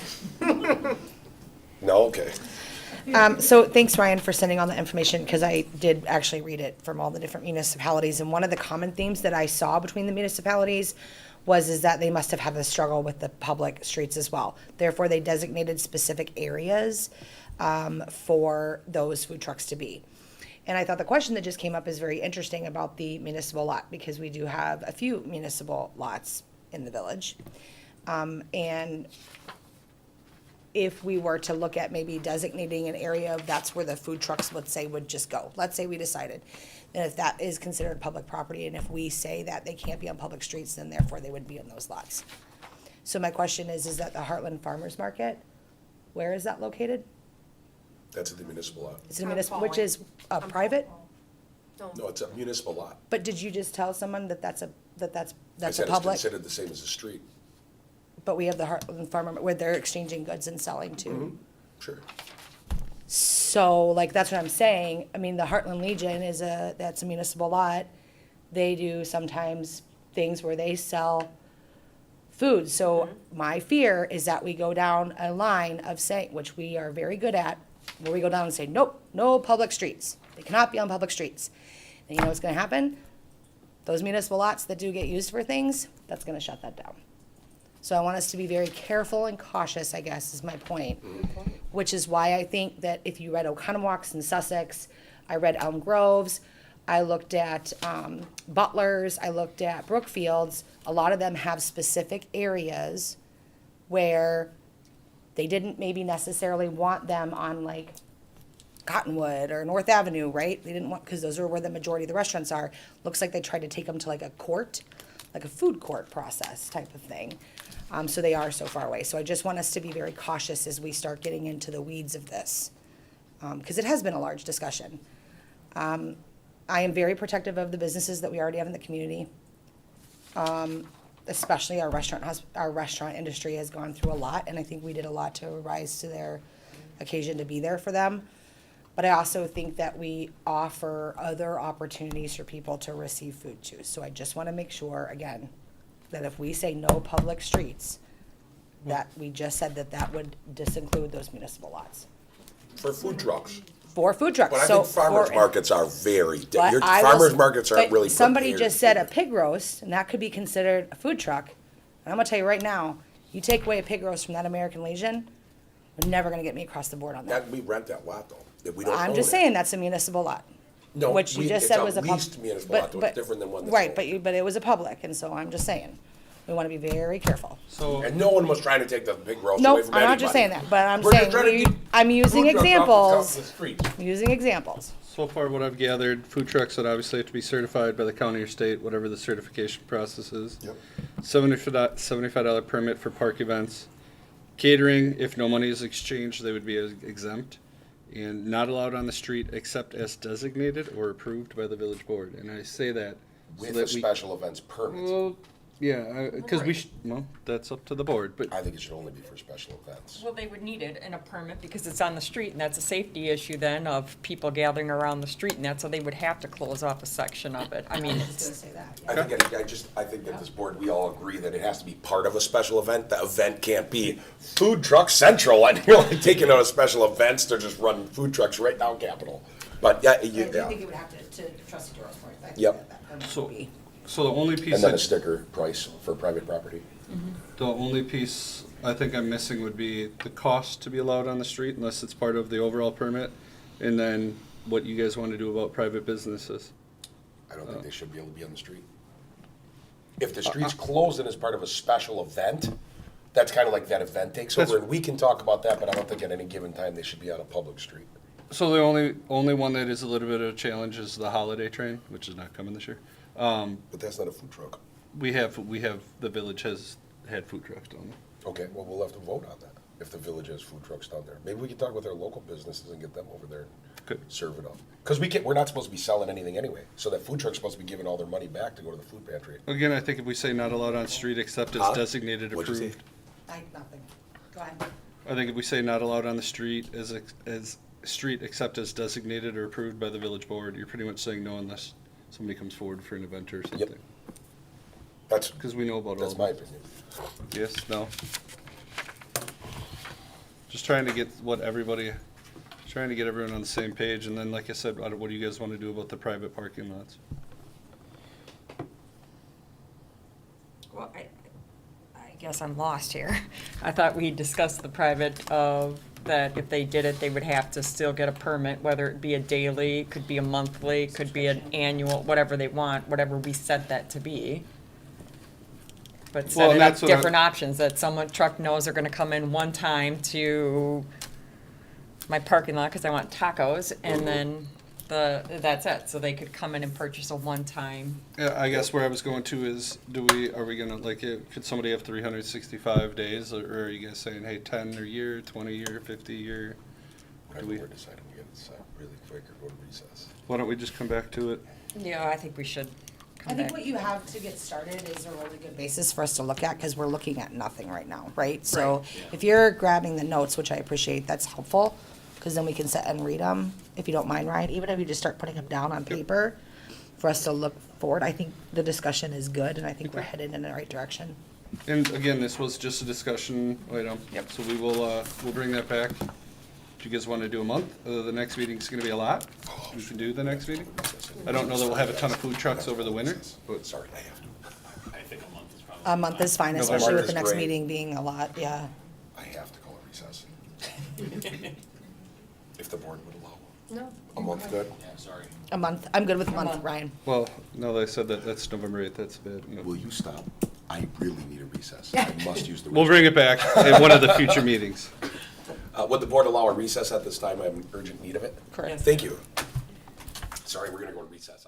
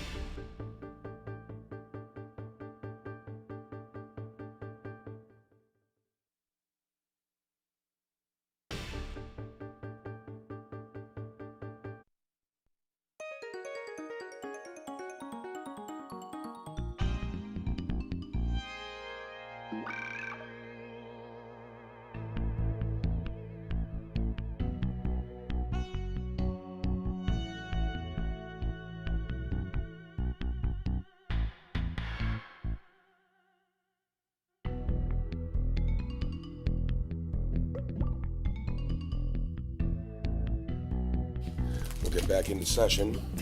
And that's okay. You're good. Our item, discussion related to creation of a process or ordinance for filling vacant village trustee seats. I never had that till you got here. This is another one that I asked to be put on to the agenda for the filling of the vacant seats. I do think that we should have some sort of policy and/or ordinance, so I would love to see that to be worked on, of the procedure of doing it, whether it is just appointing, whatever. I think we should have something written in it. I also feel that if we do get people that are interested, I do think that we should, or the president should, be contacting to find out their interests in it. I just think there should be a bit of a process for it. So that's why I wanted this on there, and to see if we could start writing something up for that too. Okay. I like the process that we've used, but obviously that's a slightly biased. But I do think it's a good idea that something gets written, because there is almost infinite amount of different ways that it could, that the board could say it could be done. I do think that it's worked. I think the whole village as a whole, votes for that president, and the board does still get to approve it, but it does give the president a lot of power to be able to go out and pick that person, because it is an up or down vote. If the person goes down, then the president gets to go and pick another name. It's not like it can be amended in. But we can go around the horn. I guess my concern is that we don't want to turn it into a personality situation. Hey, I was appointed. Okay, I don't know why. I was involved in a lot of things. Mhm. But if we have a personality thing here, we could have 6 or 7 people up here, because there's really nice people. I think the only fair thing we can really do, and I don't care, well, there's a ton of people maybe interested in the board right now. Well, where the hell were you during election? And you never ran for anything, but now you want to get on. So what I would like to see is if there's anybody that wants to run for the board, run for the board. So if we have 4 or 3 people running, and we have 4 or 5 people coming, who the top 3 or 4, whatever their race is, however they finish, that should be the next person up. Because that person has already made a commitment. They wanted to be on the board. Mhm. They ran for election. They didn't make the one, let's say the top 3. Maybe they were even the fourth one. Well, that person then should have that opportunity to replace one of the people that beat them. Mhm. And that way, it's the person's already made a commitment to the board that wants to be on it. There's no personality thing. It's just a matter of where does it fall in. The problem is if you got 3 people running and 3 people win, So, but the president has to have some authority too. I think that there's really no personality situation if the president makes, because he's the one that's got to live with there's a lot of stories you can say. He's the one that's got to live with the results. And so I think that my suggestion is I like to, whoever runs on elections, whoever the last one that wasn't on there is the next one up, or then the president takes score. That's just personal, I don't know. But it's the idea, like, if somebody comes up now, there's probably about 8 or 9 people that, I'd like to be on the board. I'll run for the board. Why don't you put me up there? Put me up there. How many people came to you? I've had 3 or 4 people ask me, how many people? Run for something after coming, because we run last time? Sorry. I'm sorry, what'd you say? It's board time. That's okay. Am I allowed, Jeff? Briefly, Yeah. this isn't going to I turn guess my into point. a. No. My point is this, though. What you're, to your point. As Name, I'm Ann address. Gravenkamp, 618 Renson Road, Heartland. To your point, now you're basically what you're saying is that no one in this village, like at some point, someone gets interested to run, correct? In some way, shape, or form. I started coming to meetings, then I became interested. So what you're saying is that you're like, well, why didn't you run before? I don't know why I didn't run. I didn't know. I didn't come. I wasn't interested. Do you understand what I'm saying? At some point, a person is going to gain interest, or maybe they get to a certain point in their life where they are interested to want to be on the board. So I'm not necessarily disagreeing with your idea for the process. Like if you run and you're 4th, you would then be the next person maybe if somebody left. But what I'm saying is the overall question of like, well, where were they before? I don't know. I mean, is that bad of me? that I didn't want to run. I don't That's think that, I don't think that it was an attack on you. I think he's just saying his opinion. Yeah, no, and I didn't think it was an attack on me. That was an overall just Gotcha. thing, the statement Yep. of, that happens. People want to run. That's all. exactly how I That- started yeah. running. And it wasn't an attack. My response to you was not an attack on you. Okay. That's all. Like the floor is yours. It was a way of getting rid of any kind of personality situation, that's all. And it's like, every election, I have 3 or 4 people say, I'm gonna run. And they don't show up. So I don't know.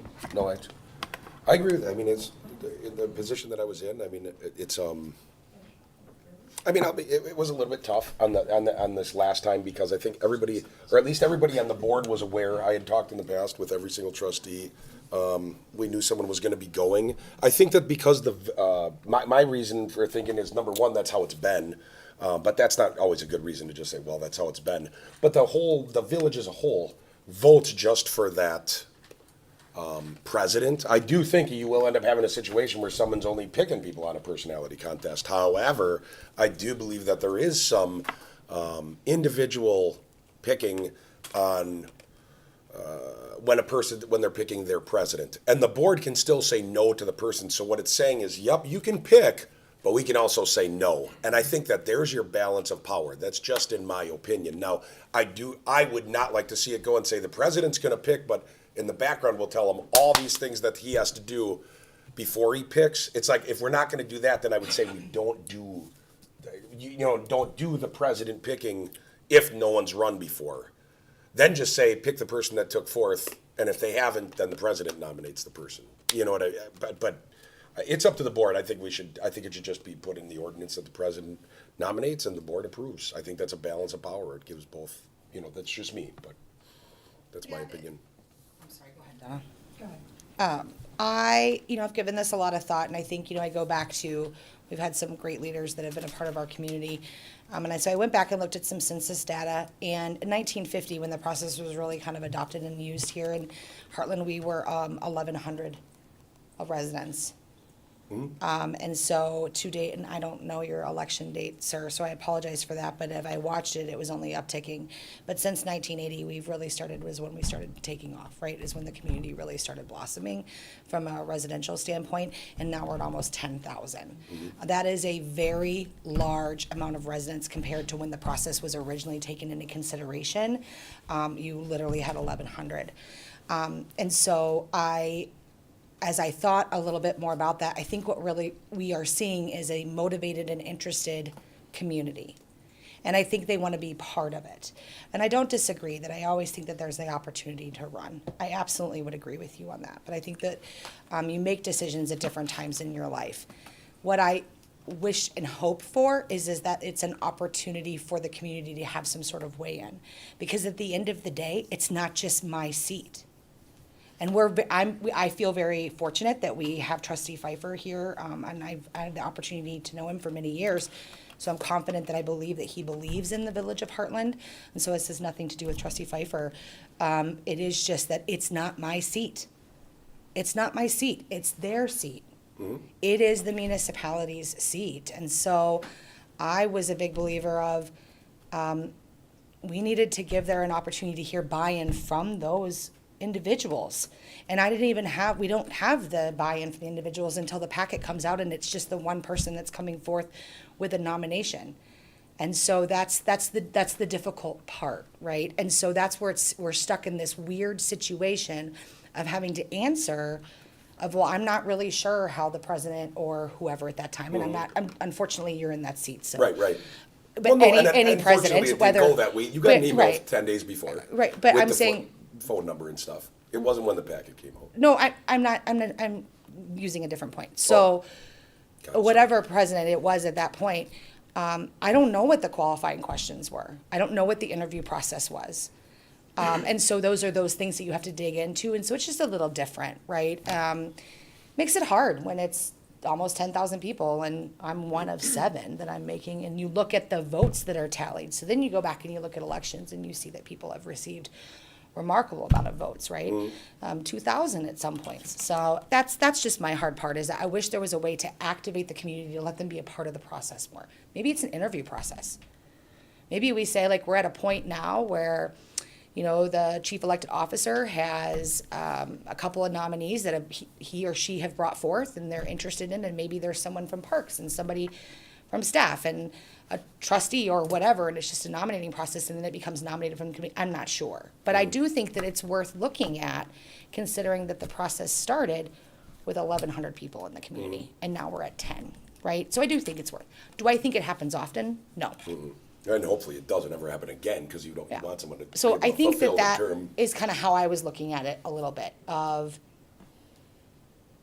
it's difficult because what happens is that the narrative will get changed. And we are very good at that. The narrative changes, where then it's like, no matter what we say, it could be, and I'm sorry, Trustee Pfeiffer, because you're in this awkward situation, has nothing Policy thing, I get it. nothing to do with you or who you are. It's just this very awkward thing where it's like, no matter what anybody would say, it could be a push at Trustee Pfeiffer, and that is absolutely not true. Didn't matter who was sitting in that seat. It was the process. And it has nothing to do, it's not a push even at the chief elected officer, the president, because that was the process. So it's just abiding by that. So I do think that the discussion is healthy about the process, because it puts our president at an awkward situation. It puts a potential new trustee in an awkward situation. It puts the board answering questions. It puts residents in an awkward situation. It just is, the whole thing is just not working, it sounds like. Why? There's almost 10,000 people. I don't know, I think it's worth at least evaluating. I think some of the information that we received, if I remember correctly, and I could pull up an email, was said that it was quoted as the best practice and, past practice. So that's what led me down the line of the census, to go, well, that was when there was 1,100 people. Now we got 10. And built out committees and fire commission and, all of that. I hear what you're saying. I hear what you're saying. All right, I'm done. I just, promise. for myself, it's, and it's okay. But it's awkward. It is a healthy, well, it's not, it's a healthy conversation to have. I do think that we have to have something in the ordinance. I know, like what you said, it's only kind of tough now because there's 10,000, and I can say, even though there is 10,000, number one, it's a appointing process only to fill a seat. So ideally, you would never have a position where someone would just, they'd carry out their term and be done, because that's what they're elected for. And where the real representative, the people do deserve to have somebody in that seat, especially because it's not an aldermanic board, it's a village board. We could handle it with 6, but we can get someone in, and it's still, we got a full, 7 people representing. And I think that it is important to note that it's basically occupying that seat. Until the election. And then at that election, but to talk about the full public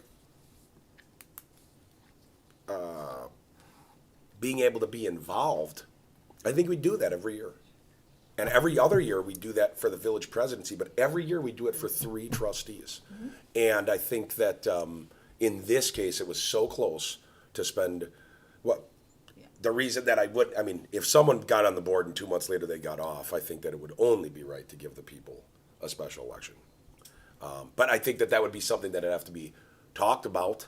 But when it's 6 months before, I didn't even question having the special election. Plus, I have confidence in being able to pick someone that I thought would be able to fulfill that position through the time. So I like the way it's going. It's been working. Regardless of 10,000 people, I think there's quite a few people that are happy with what happened. And I hope that people, just like it has in the past years, really do come out and run also. I think they're happy because they're happy with the candidate that came forth. Yes. Right? Yes. But yes. That's what I mean. We can't, it's either, I don't want to talk about the candidate, no disrespect, sir. I'm not talking about the candidate. I'm talking about the process. So that's different. Right. Right? Because the candidate is a great candidate. And I hope the candidate, chooses to continue supporting and leading, our community and being in our community. But I'm saying that that's the process. And that's where I don't want the narrative to change. Sure. Because I'm just going to call that out. Okay? That's the spade. Sure. Narrative has nothing to do with the candidate. It is literally the process where that becomes a little bit of a tricky situation of, I don't know what the qualifying questions were. I'm not sure. Well, why did he come forth? Well, I don't know. He gave us, we hear it at the board meeting, and that's what I'm saying. I did appreciate the opportunity, though, to contact the candidate ahead of time. Yep. To chat with the candidate, which I thought was nice. Yep. Yeah, I think the process is working, but, that's just my opinion. I think it's been working, but the process, I think, is working. I think the board gets to decide. The president, nominates someone. What I'm hearing from some of this, honestly, is we want you to nominate, so we're saying you're nominating, but we'll tell you how to go through the process of getting to that nomination. And in that case, I would say, I think it'd be best to go Well, a of course you different would, route. because you're in that seat. Right, and anybody else after me in that seat Right. will I do mean, that I as mean, well. I get why you're saying that. Right. Because you're in that seat. Right. I don't have anything else. I would like to see an ordinance, though. So I still would like to see an ordinance. I would also like to see perhaps at the next, whenever we bring up the other discussion, the food truck, maybe all the different options that there really are out there to have a seat filled, because I know on this board, not everybody knows all the different options there are. It's not just a special election that's gonna cost thousands of dollars. There's quite a few different ways you can go about doing that. And I think that we should be aware of them. I think the board should be aware of them and then have the discussion of how we think we should move forward. That's fair.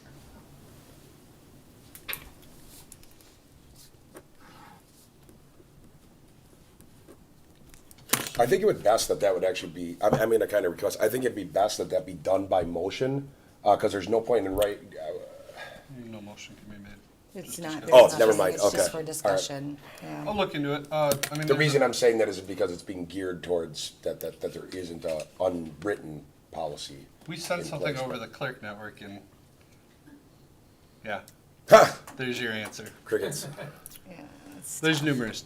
Well, it's hopefully really- we're not there's gonna a have to lot. fill this for a while, so we got time to keep exactly. kicking And this there's one around, yeah. Okay. you know? So I'll bring notes back forward for the next time we talk about this. A policy or ordinance is desired of how to do it. We have differing opinions. I'll just leave it at that for now, or how to get there. And then I'll give you guys some options of how other places fill seats. Some places do town halls, some places do president, interviews. So there's many different options. So we'll come up with something eventually. Perfect. Unless somebody resigns in the next couple of weeks. Let's hope that doesn't happen. Yeah, that's not. I don't think what the purpose. Because then of I this would is. say I am not doing anything, because we're in limbo until the board votes on how we're doing it. I think we would just put that one on April and we'll go with the dang 6. Announcements. I did mention a little bit earlier, we heard the holiday train is going to be virtual again for 2021, with everything going on in the world. Darlene is going to be heading, our village clerk is going to be heading up the food collections for the Heartland Food Pantry in St. Vincent de Paul. We have a meeting in a couple weeks to get that kicked off, so hopefully people will be giving this fall and winter for the food pantries.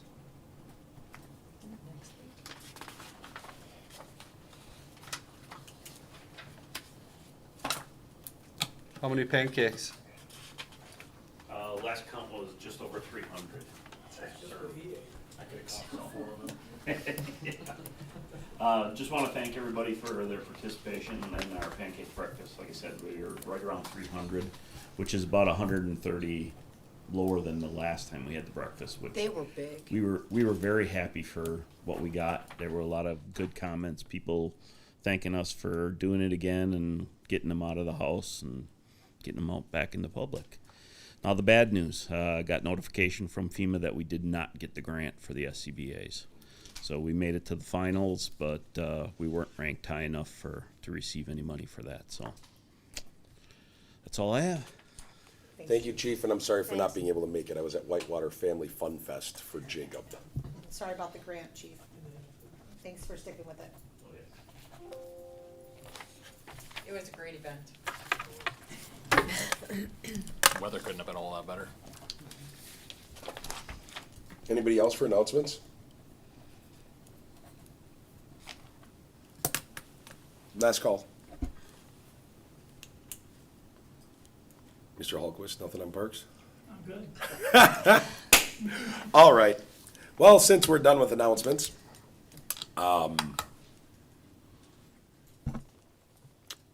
consideration of a motion to recess to closed session pursuant to state statutes 19.85, 1E, deliberating of or negotiating for the purchase of public properties, investment in the public funds, or conduct of other specific public business whenever competitive or bargaining reasons require closed session regarding the Town of Merton Fire Ambulance contract. If someone were to make a motion to go into closed session, we would require a roll call vote. I will make a motion to proceed into closed session pursuant of state statutes 19.85. I second. It's been moved and seconded to go into closed session per statute 19.85 under the 1E for the deliberation. May I have a roll call for a vote, please? Aye. Aye. Aye. Aye. Aye. Yes. At this time, we will go into closed session for deliberations.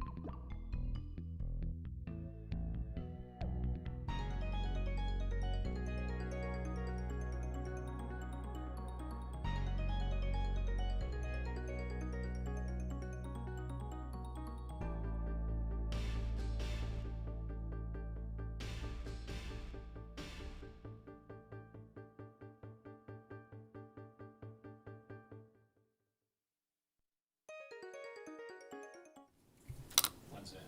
It's Wednesday. And Rick can't be there, so. We are back in open session now. Look at the glare. Well, now you don't see the glare. That's very difficult to do. Let's just look at Chief. We are back in open session. The board is up and running. The item we go into after coming into open session is to consider and take any action that's deemed appropriate pursuant to the previously held closed session. I'd like to make a motion to continue the auto renewal contract between the Village of Heartland Fire Department and the Town of Merton on an annual basis for the services for fire and ambulance for the well-being and safety of not only the Village of Heartland residents, but also the community residents in neighboring municipalities. Second that. It's been moved and seconded to allow the auto renewal to take place on the contract that exists and auto renews between the Heartland Fire Department and the Town of Merton, and to continue to keep our neighbors safe that we currently serve for as long as possible. Any discussion? All in favor? Aye. All opposed? That motion is carried. Trustee Doral? I make the motion we adjourn. I'll second. It's been moved and seconded to adjourn this meeting. All in favor? Aye. This meeting's adjourned.